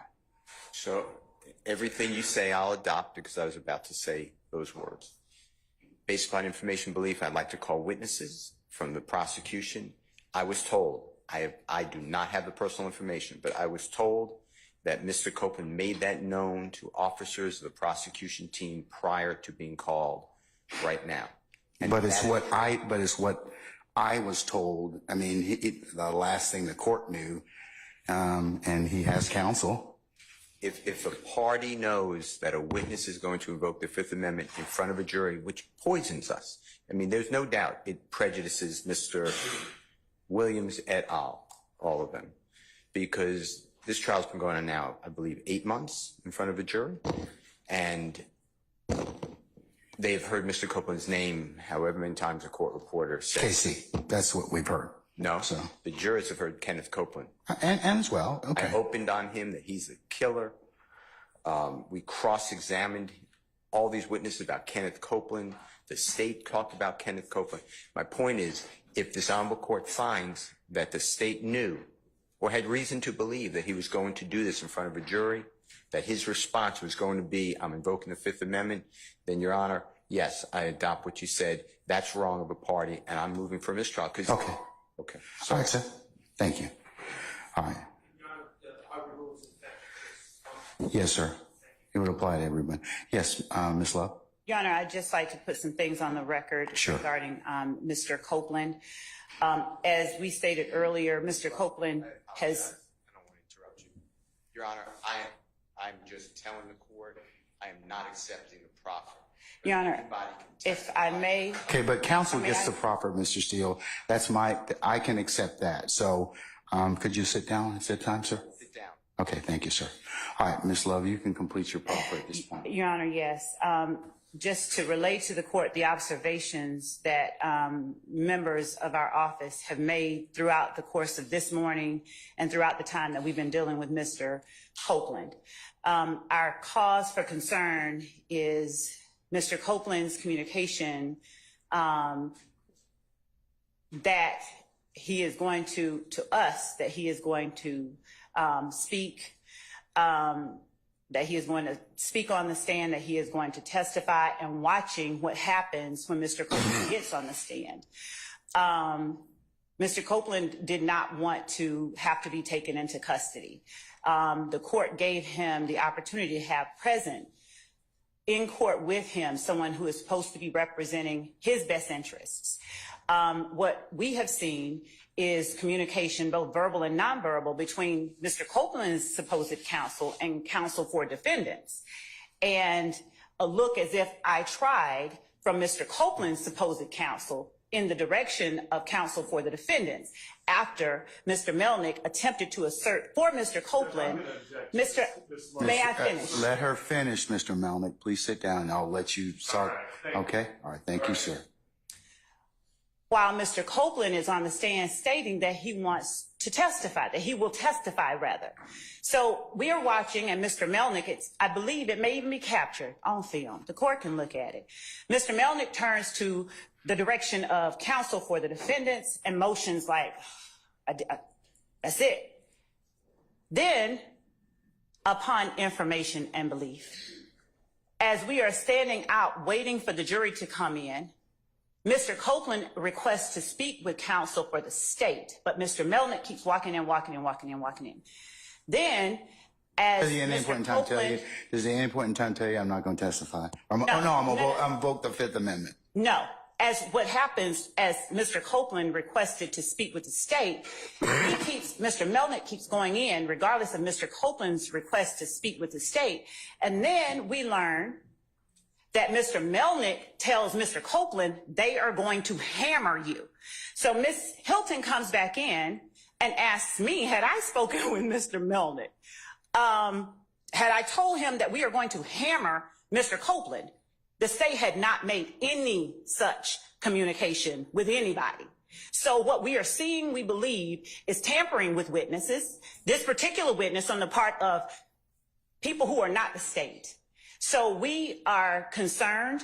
I don't know that Mr. Copeland's interest is being represented when that interest may not be in alignment with the people that Mr. Melnick is communicating with on breaks. And after Mr. Copeland has communicated to this court, he will testify. So watching the goings on as Mr. Copeland is not on the stand, it has been publicized, it has been hyped up that Mr. Copeland is the next witness. Mr. Copeland is the witness. And then Mr. Copeland, he's been nothing but cordial. He's been nothing but communicative with Ms. Hilton during the time that she has been interviewing him and speaking with him. And the reason Ms. Hilton was not in here just now when the jury came out is that Mr. Copeland asked to speak with Ms. Hilton. But Mr. Melnick kept going back in there and going back in there and going back in there. And the reason that we have a problem with this is that Mr. Copeland is not facing any charges. For Mr. Melnick to suggest or say to him that we're going to hammer him, it causes us to call into question whose interests he's representing. And so we would ask that, you know, what I haven't even thought of in my mind an appropriate remedy at this point, because it is wrong for parties to inject themselves on behalf of purportedly one person. And I don't know. I guess they're, you know, I don't know what's going on. But I can say that this entire day, starting from the point at which Mr. Melnick is invoking Mr. Copeland's Fifth Amendment right after Mr. Copeland has said he's going to testify, has gone a little off rails, and it's a little bit concerning. So, Your Honor, as to this motion for a mistrial, we would argue that it's caused by actions on the part of people other than the state, that Mr. Copeland got here and said what he did. So we will continue to speak with Mr. Copeland because Mr. Copeland doesn't have any charges that are open. If he asks to speak with us, which he has, we'll go and speak with him. And I'm not even certain what is going on behind me with respect to persons who are purporting to represent the best interests of Mr. Copeland. But it would appear to me that Mr. Copeland's best interest would be served by Mr. Copeland not being inside the Fulton County jail. But that's just my opinion. So, Your Honor, I would ask that the court deny the motion for a mistrial, at the very least, And if it goes any further, find that actions by people other than the state have led to us being where we are. Because Mr. Copeland was at the point right before lunch of agreeing to testify. That is the reason we were ready to get started right before lunch. Because now he's been told he's going to be hammered by his attorney, I guess. He told him that, I guess, the state's going to hammer him. I don't even know what. But Ms. Hilton has gone over the questions that she has for Mr. Copeland. She has spoken with him about it. They have been speaking cordially with one another. And this idea that somehow someone is entitled to mistrial as a result of this action on the part of Mr. Copeland is a farce under these circumstances. We'd ask that the court deny the motion. All right. I'm going to deny the motion for mistrial, Mr. Steele, at this point in time. I'll note that you've made it. And I'll let Mr. Melnick in just a second make whatever remarks he wants. Do you have anything else you want to say? Yeah, I would like, but my understanding is, I'm going to proffer this, but there's a great investigator who is looking at me and I trust her. I'd like to call her to witness. I was told, I was not there, I was told that, and I forget her name, I know her first name, but her last name.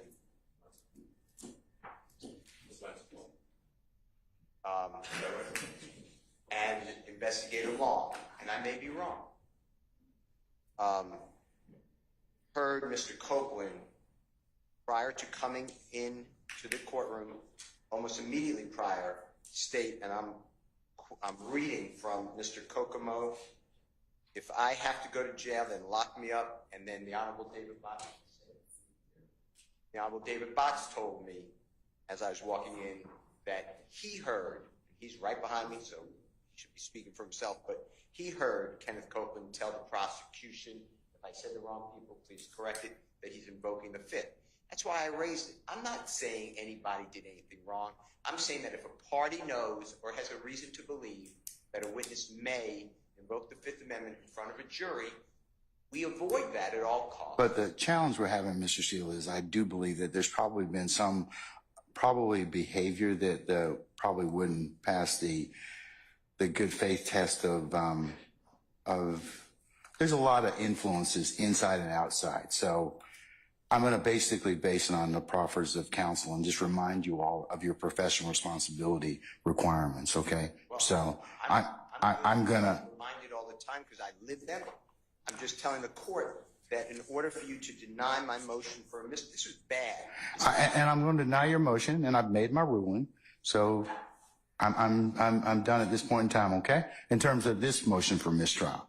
Well, I would like to call the witnesses, but I understand what you're saying. I'm not going to call any witness. I don't need any witnesses. Your proffers are fine. Okay. Can I add a proffer now? Yes.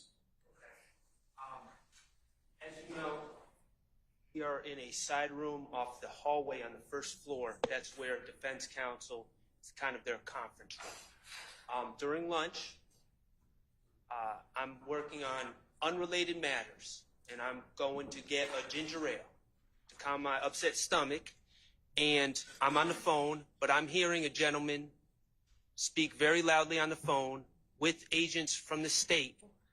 My belief agents from the state were present within earshot. And that gentleman on the phone, who was Kenneth Copeland, was making it. How do you know it was on the phone? If it was Kenneth Copeland's on the phone, was he talking on the phone or? He's standing in the hallway 10 feet from me, practically screaming in the phone.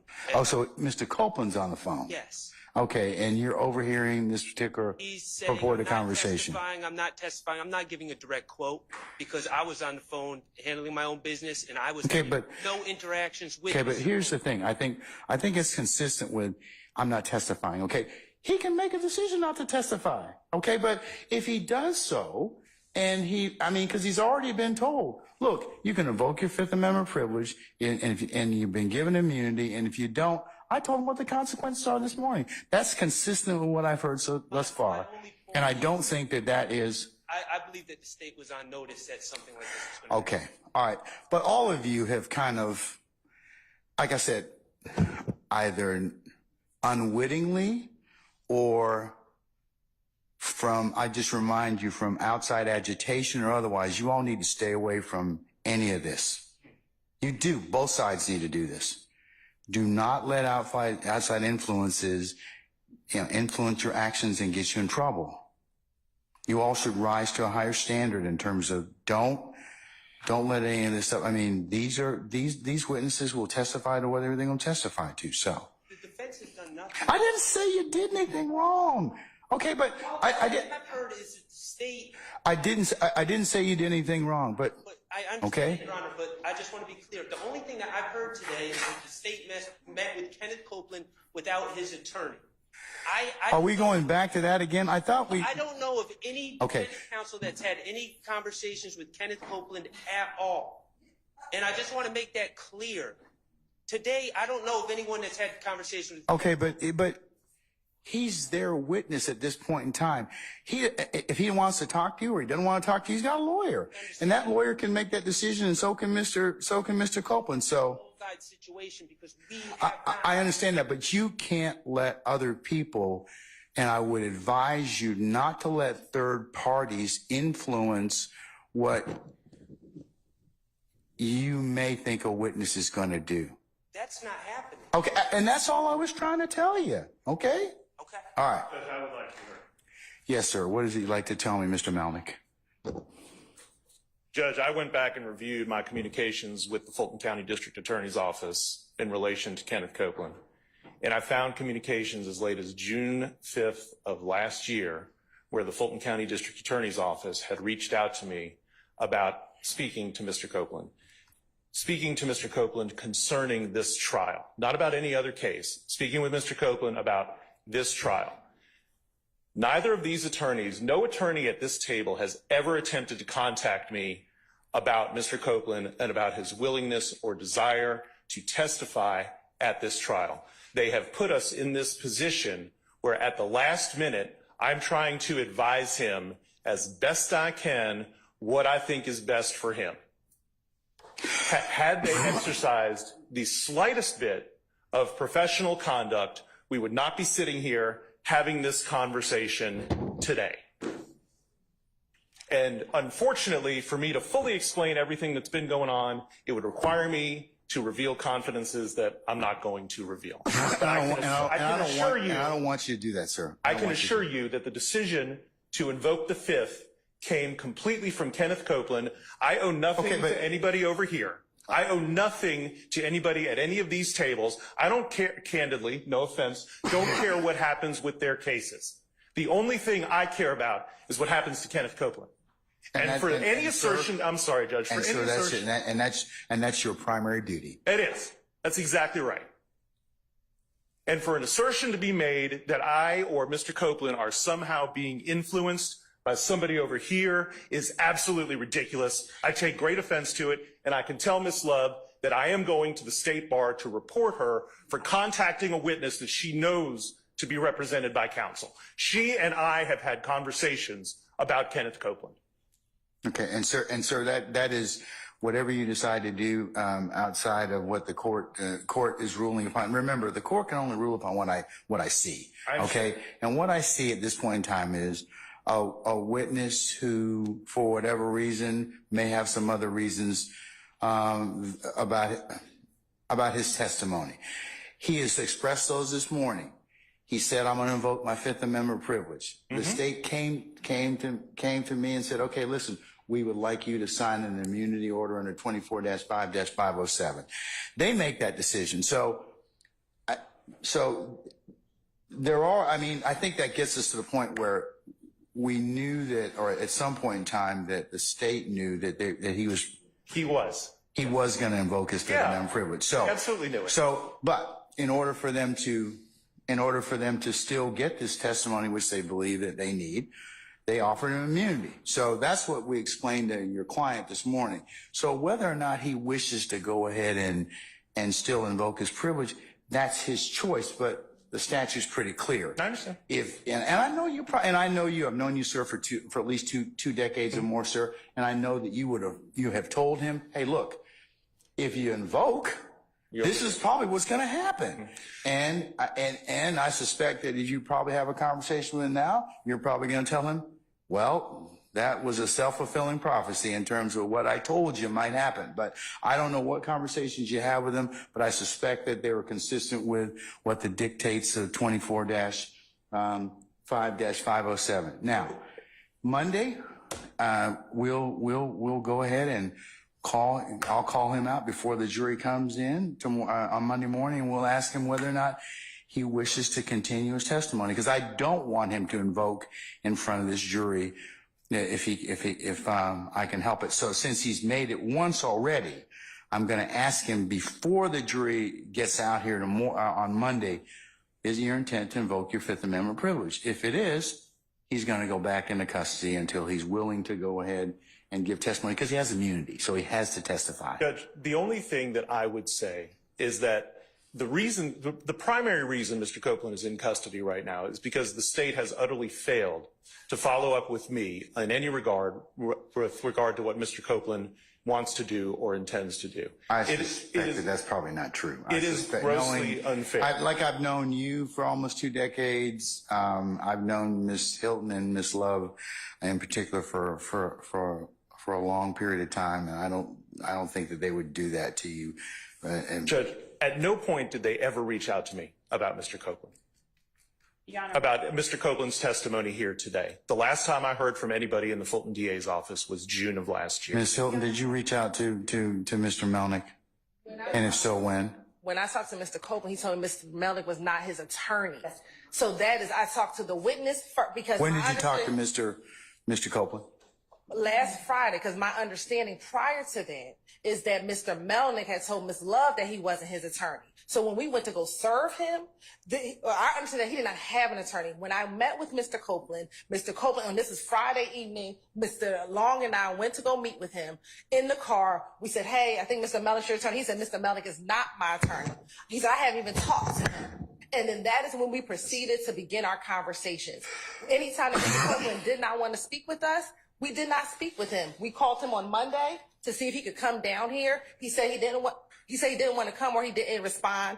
We left it alone. On Tuesdays when we picked him up for the first time, on Tuesday when he did not take the stand, we went upstairs. We had some conversation.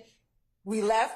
Mr. Long took him back home, and then yesterday he came back down here with us. Again, we showed him some of the evidence that we were going to show him. And that was the extent of it. And if at any time Mr. Copeland would have told us he wanted his attorney present, we would have called Mr. Melnick. But our understanding was, one, he was not his attorney. Mr. Melnick disavowed being his attorney. And Mr. Copeland told me he wasn't his attorney. So that is what I based all of my decisions after. It was not until 6 o'clock last night, or whenever this email was sent from Mr. Melnick with Mr. Shard and Mr. Steele copied on it, that I get this idea that you've been talking to my client, and then my client is going to plead the Fifth, which brought us here today. That has been what has happened since last Friday, Your Honor. All right. So we have a witness that may not have been totally candid, or may not have thought that he potentially needed you. And as things developed, Mr. Melnick, he decided, well, yeah, he does need you. But whether or not. And Your Honor, it's my understanding that Mr. Melnick called Mr. Copeland last night. So it wasn't that Mr. Copeland called Mr. Melnick. Mr. Melnick so happens to call him the night before he's supposed to testify. So I don't know what has happened or what has transpired, but that is the extent of what occurred. So I'm not going to get into my conversations with my client. No, and I don't expect you to. But I do want to remind you, Mr. Melnick, as well as I reminded both sets of counsel, that you owe a higher duty of tribunal to me and the court than you do anybody else. So please don't, you as a professional advocate, don't put yourself in a position where you come cross purposes with the rules. Okay? Of course. And that sometimes has to be explained to witnesses and clients. Okay? All right. So that's where we are at this point in time. Is that Monday morning I will bring Mr. Copeland back out. It is, I don't relish the fact of holding him in contempt, but that's all I have at this point in time because he's been given immunity. So we'll take him up because that's our first session of court. We won't be having anything else until then. And Your Honor, I would like to ask that the court convey to Mr. Melnick, to convey to Mr. Copeland that he is subject to being committed and held in the Fulton County Jail until the end of this trial. Because I'm certain Mr. Melnick, if Mr. Melnick wants to convey to us some of the concerns that he has, Mr. Melnick has, I'm certain, is quite familiar with the statute under which the court has compelled Mr. Copeland to provide testimony. So there is nothing that we could do to Mr. Copeland regarding any testimony we elicit from him on the stand pursuant to the court's order under the statute that the court has cited, 245507. And that statute gives the court the ability and probably, you know, depending on how the court feels about it, the absolute duty, given the necessity of Mr. Copeland's testimony, to hold Mr. Copeland in the Fulton County Jail until he decides to purge himself of the contempt of court by providing testimony. If Mr. Melnick would like to speak with Ms. Hilton or any other member of the state regarding his concerns about that order, which tracks the statute almost verbatim, then I would invite him to do so. Otherwise, as I've stated, I don't see it being in Mr. Copeland's best interest to be confined to the Fulton County Jail until the end of this trial. But I will leave those matters to Mr. Melnick, who at this time is asserting that he is representing Mr. Copeland. But again, that was not the understanding that Mr. Copeland had previously given to us. All right. Okay, so Mr. Melnick, if you do in fact talk with Mr. Copeland, like I said, I'll bring him back on Monday, and we'll see where we are at that point in time. Okay. And he has the ability to purge himself by just providing testimony consistent with what he knows or what his knowledge of is in this case. Okay? Judge, I have some personal matters that I need to convey to Chambers, but I'll do that off the record. Okay, I'm going to recess in just a little bit, and but can you be back for Monday morning? That's just it. I can't. Is this something I can take up off the record? Well, I kind of have to call him on Monday. I do. I mean, there's no choice. I have no choice because that is the next session of court. Judge, I have non-refundable tickets out of town on Monday. I can't be here. I cannot be here. And there is nothing I've had this on file with Fulton County since December 15th of last year. And again, had the state contacted me before today, I would have made them aware of this. Well, this is one of those times as a lawyer that you're going to probably have to kind of figure out a solution, sir. I mean, I don't want to put you in this particular position. I can't be here, Judge. I absolutely cannot be here. Well, you have a choice. You can be here if you want, but you'll have to figure out some other things to do with your tickets. I mean, here's the thing. If you're asserting, if the state was relying upon the fact that you were not his counsel, and now you are, you have put us in a situation where now, you put yourself between a rock and a hard place. I mean, so he's coming back on Monday. I'll have somebody else make my announcement for me. Then that can be done, and sir, I would advise you to do that. But remember, Mr.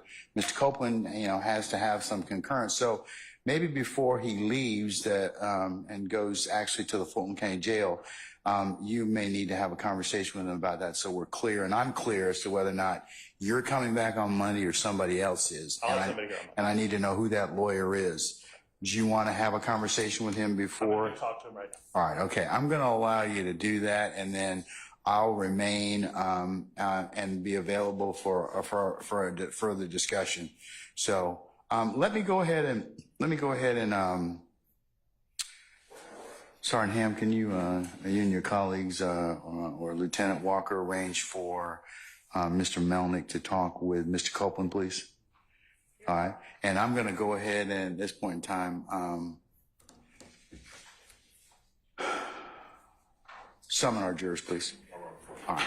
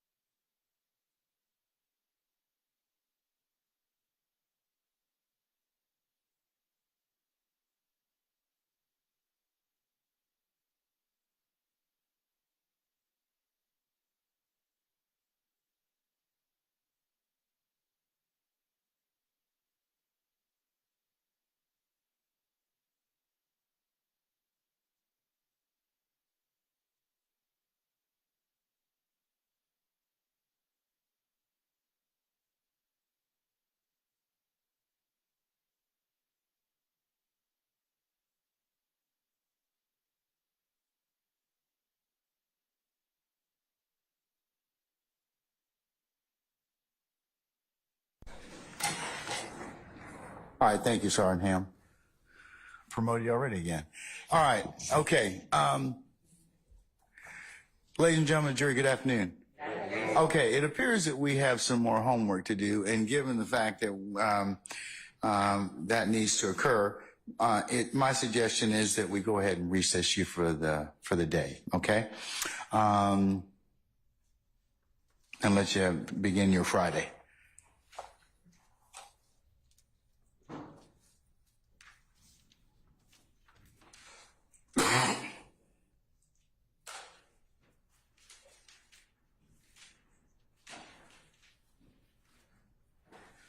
Ladies and gentlemen, Monday being a regular work day, what I'm going to have you do is report for 8:30 for a 9 o'clock anticipated start time. And we'll see where the day leads us on Monday, okay? All right. Any ministerial inquiry with me, ladies and gentlemen? Anyone? Okay. All right.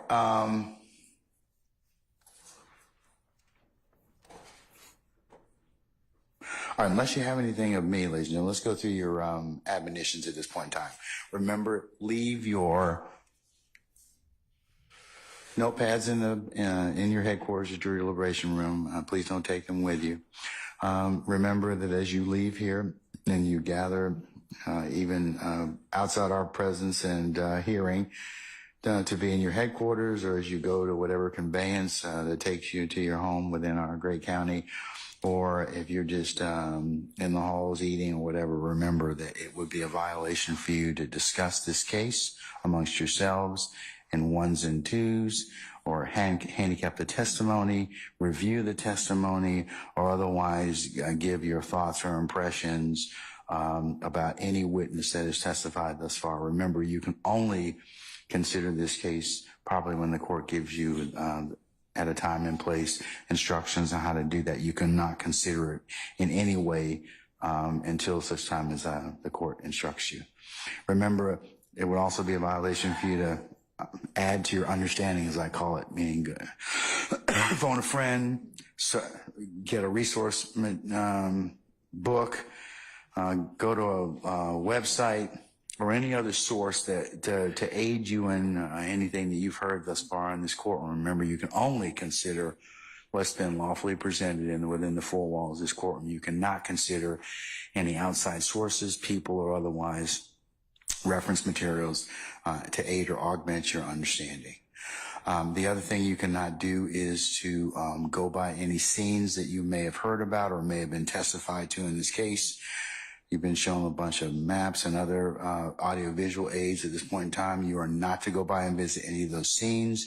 You're not to go by and take any pictures, do any sketches or anything like that, or share any other information you may know about those particular sites that you may have knowledge of. Remember, you can only consider what's been lawfully presented within this courtroom, okay?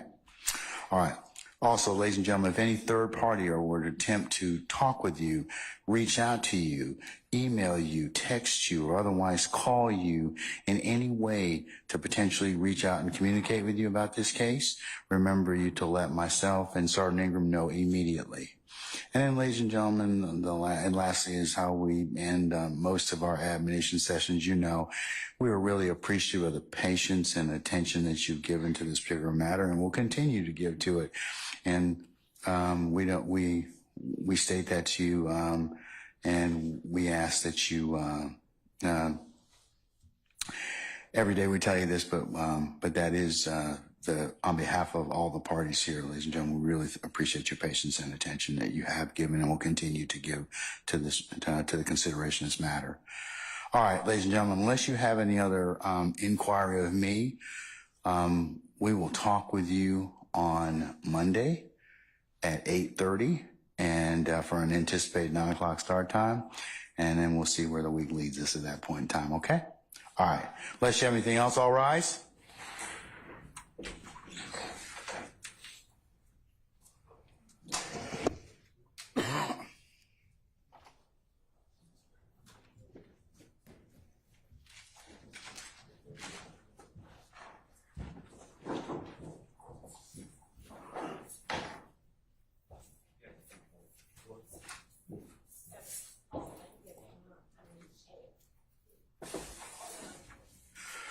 Okay, ladies and gentlemen, our jury has left us.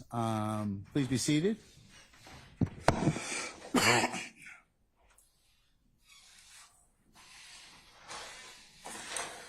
All right, anything else I need to take up with you all? I'm going to recess in place to allow Mr. Melnick to finish talking with Mr. Copeland and find out who is, if he or somebody else at his dad is going to be here on Monday. And but if not, we will be here on Monday at 8:30. Any other things I need to consider? Yes, Your Honor. There is a matter regarding the jail calls that we were provided. Mr. Steele has not yet provided us the ISO file. We received something additional on a thumb drive last night. We had the the deputy of our jail call unit look at that, and we are again missing. We do not have the complete file. To be able to play, though? To be able to access it properly, to be able to look at it, authenticate the calls, the time of day, all of that. We don't have it. We were provided last night a thumb drive with cut and pasted file names up under headings, with some additional pieces of a file that would have had to, again, have been deconstructed from the way that the file would have been given to counsel for defendant Williams. We are asking the court to compel defense counsel to turn over to the state the file in the original condition that it was given to them, so that we may properly access and evaluate the content and the time and date and all of that, and the authenticity of those calls on that file. It has been deconstructed, and particular parts of the file have been extracted and purposefully kept out of what is given to the state. So we are asking, again, that the court compel either, you know what? And if they don't want to, then we're asking that they just be excluded. Okay. All right, Mr. Steele, do you have the raw file? Judge Glanville, Sir. you allow another moment when Miss Love calls me that I cannot do something. They have the exact image of what we got from the jail in Fayette County. That is it. And if I get another false allegation and you do nothing, I'm shocked. I'm appalled at you. I sit here day after day with this false allegation, just machine. I gave the state everything. There's been no disconstruction. There's been no purposeful, I don't care. I don't care. I give over everything. I've done this for 33 years. Never in my life have I seen a trial. I've done 300 appeals in the state of Georgia alone. I've never read a case like this. Judge, I gave them everything I had. I waited. I was at my office till 8, after 8 last night. I waited for their investigator to come by. I handed him an exact copy of thumb drive. They have everything that we got from the Fayette County Jail. There's been no deconstruction. There's been no purposeful exclusion. This is not the first time. Okay. And I apologize that I'm getting tempered, but I've never been treated like this. You talk about professionalism every week. Professionalism is lacking with one lawyer here. It has never been. I don't even like coming to court. I used to love this. I would die for what we do. I used to say, I'm dying. I would die. I couldn't choose a better profession. If I had litigated with Miss Love, I would. Your Honor, could we strike the No, hominem I'm attack? speaking. Really, could we strike that? Okay, hey, everybody, calm down. Everybody, both of you, please be seated. Judge, I'm not Both done. of you, please be seated. You have to do something. You have threatened me with contempt. You have threatened me with jail. If you go back in time, we can just start in voir dire.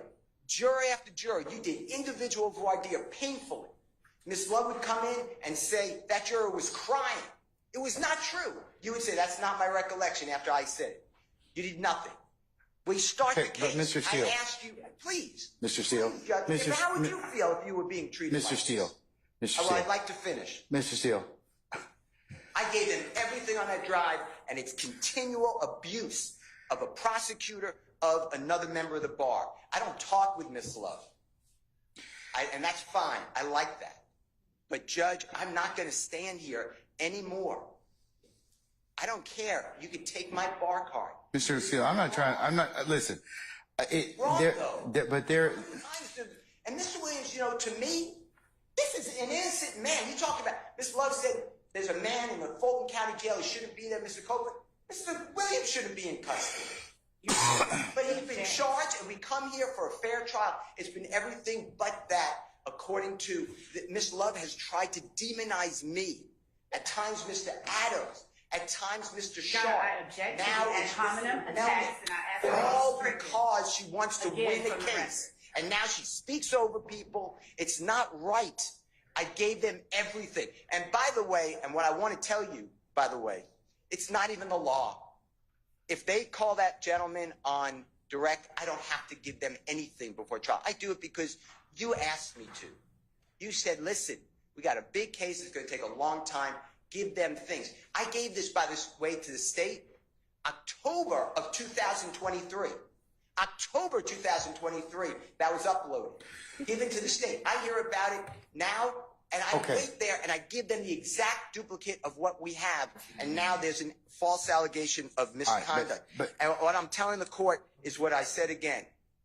I do not appreciate it, and you have told it in front of the jury that I'm unprofessional. You were wrong. You based that on Ms. Love's false representation. Your Honor, again, the ad hominem attacks, Your Honor. I object, and he should stop talking when I object. Try to silence me. Will not be silenced. But Mr. Steele, here's the thing, okay? I think that, Mr. Steele, please be quiet at this point in time. You made your point. You made your point at this point in time. Both of you, please be seated. Please be seated, sir. Sir, please be seated. Whatever you do is fine, but I care about Jeffrey Williams. It's the best thing. Sir, it's obvious. I would expect no less because you're his advocate, you're his champion. But could you all please sit down so I can kind of figure out a solution for this? All right. First, let me just kind of address the obvious.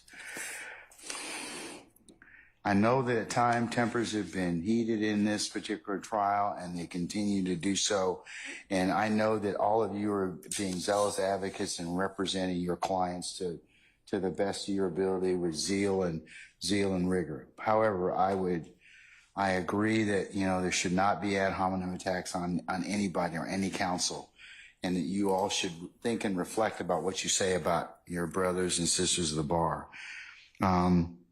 Because we have a large contingent of folks that watch this trial, and so not only for the purposes of this, but it sends not the message I think you want it to send.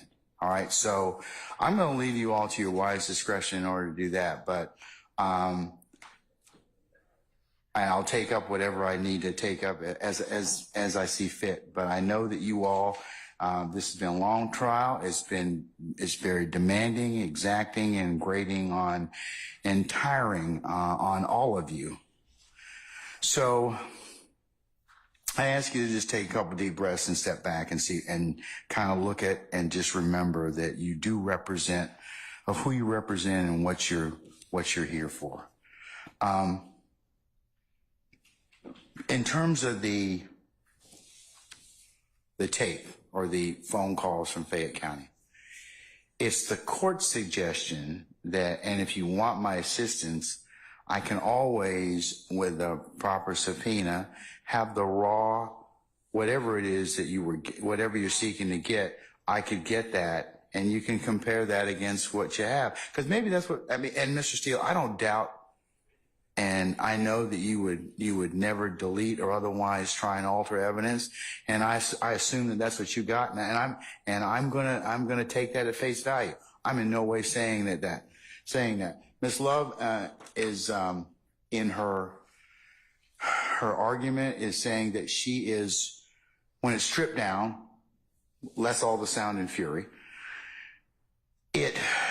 She's saying that particular type of file has other things with it. I don't think you were given those. And that's what she's trying to get. So I'm in no way blaming anybody in this particular circumstance. But if you want that particular file, and I think you all should have the raw file, then let me do a notice to produce or a rule nisi, and maybe we can get the entirety of the file. And I think that if you did that, I think that the whole thing would probably be produced to you, because nobody probably wants to come down here and see me. So I will work with you all to get that, and you all we can take that up. And, it's a problem I think can be resolved, but I'm in no way, but I would just remind everybody to be careful about what they say to each other. Some things you just can't take back. And remember, y'all are going to see each other over and over and over again. And, you know, it serves you and serves the profession, serves your clients. It's not effective. So just please consider what I've just told you. All right. So, I'm just going to recess and we'll see where Mr. Melnick is at that point in time. And then I can talk about Monday for certain. Okay. All right. Okay. I'm just going to recess in place. All right.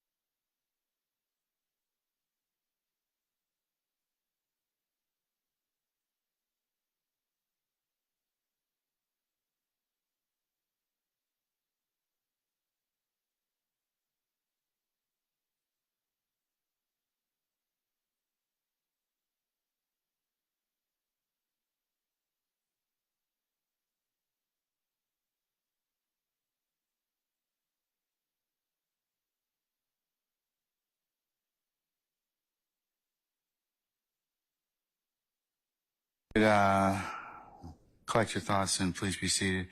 All right. Mr. Melnick, welcome back. The time is 2:20:35, I should say. Did you have an opportunity to talk with your client? I did. All right. Who is going to be here on Monday? Kayla Bumpus, Kayla Bumpus. Bumpus. Okay. All right. And I can state, as Mr. Copeland's attorney of record, told him, "Are you sure this is what?" Asked him, "Are you sure this is what you want to do?" And he said, "Yes." He intends to assert his Fifth Amendment privilege again on Monday. Okay. Well, I will. If you would tell Ms. Bumpus she needs to be here at 8:30, and we will certainly take up with that knowledge before we call our jury, and I will ask him in her presence whether or not he intends to do that, and we'll see where we go from there. Okay. Okay? All right. Anything else? Okay. All right. Sir, enjoy your time off, okay? Thank you. All right.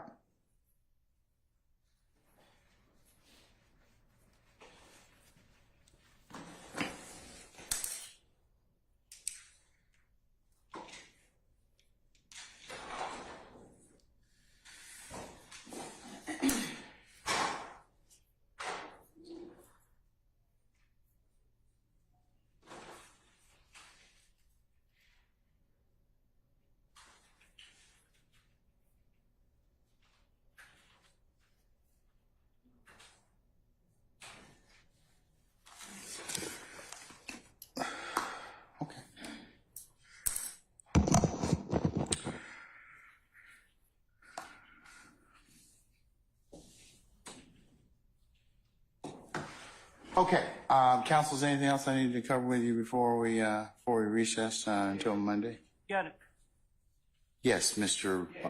Botts? Mr. Botts, you need to use the microphone, sir. Is it working now? Can you hear me fine? Yes, sir. All right. Your Honor, we started this whole fiasco out with whether the state knew that Mr. Copeland was going to take the Fifth Amendment when he took the stand. And if so, was that proper or improper to put him up on the stand knowing that they were going to... You have to speak up, sir. And if you could hold the microphone, it'd probably be better. That he was going to assert the Fifth. And I know that they did know that he was going to take the Fifth because I heard it said outside right before I walked into court. I even said, the officer... Then why didn't you, as an officer of the court, tell me before we took his testimony? I told Mr. Steele... No. Why didn't you, as an officer of this court, tell me? Well, then that's my... I got a problem with you now. Well, that's fine. I mean... I got a problem with you now. Well... I would suggest you don't say any more. I've already said it. I know that, sir. And the problem is you should have told me if that were your case, then you've just made an argument we didn't even need to have because I could have certainly asked him based upon your proffer. Now you want to have it both ways. You can't do that. Your Honor, I thought the state knew that, and that's not what the point is. The point is you as an advocate is you should have told me. Both sides have an equal responsibility under the rules of professional responsibility. Okay, as long as we're both responsible, that's fine. All right, have a seat, sir. Thank you. I have a request of the court. Is that okay? No. What's your request, sir? So in the attempt to avoid any spurious allegations moving forward, I would ask that Your Honor order that the deputies transport Mr. Copeland to the jail completely separate from any... Yeah, thank you for reminding me of that. In our order, wait just 1 second. In the order of the incarceration, I'm going to also have a keep separate order for him. Your Honor, for the transportation and the housing, because none of these gentlemen are going to say anything to him, but I don't even want anyone to claim that he did. I think that's fair enough, and that's a good suggestion. All right. we'll prepare. Yes, Lieutenant Walker. So that will not be an issue? Okay. But we'll go ahead and have him, if you could also have him housed separately too? Okay. Okay. Thank you. Thank you, madam. All right. Anything else, counsels? All right. Take a couple deep breaths this weekend. Take a knee, and come back on Monday and let's get after it again. Okay. All right. We'll see you on Monday morning at 8:30. Okay. Can you get us the list of names and then any exhibits for Monday? I think the only I don't know who is being called. We can find out. Ms. Lovett and Ms. Hilton and Mr. Atkins, who is going to be called? Let's assume that Mr. Copeland invokes again. Your Honor, Do you have some other witnesses that we can take up at that point? Your Honor, we will apprise after we look at and reevaluate where we are, because our order of proof was building blocks that at this point began with Mr. Copeland. And there are certain things that have to take place before we can tell them anything. So Okay. we Fair have to do that. We have to deal with that and where we are right now. All right. And that's just where we are. Okay. Well, be thinking about what scenarios you'd like to have the court look at. Yes, Your Honor. Depending upon whether or not Mr. Copeland decides he'd like to invoke his privilege again. Okay. Yes, Your Honor. All right. And Your Honor, go ahead. Madam. Mr. Sharp, you can have the floor. Yes. I'm just going to ask a courtesy of the deputies. Could we just keep our clients here for just 5 minutes after court and 15 minutes after court ends? The attorneys would like to have a discussion with our clients. Lieutenant Walker.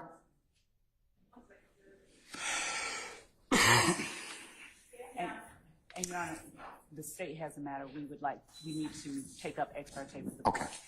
All right. Lieutenant Walker has been asked by defense counsels as a corporeal body for them to be able to talk with their clients once you clear the courtroom. Yes. Can you make that happen? Yes. Okay. All right. So once everybody is cleared the courtroom, you just secure it and let them be in here alone with their clients. Okay.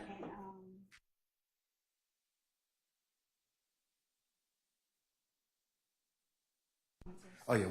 Once we go down. Okay. Yeah. I'll make that happen. Okay. All right. Okay. One last thing, Your Honor. I just thought of this. Your Honor probably already thought of this. The no contact order with Mr. Copeland should probably also include not just these gentlemen, but other gentlemen that are on this indictment that are not sitting for trial.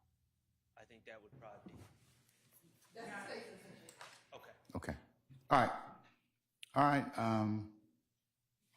Okay. We'll see you Monday. Okay. 8:30. We're in recess.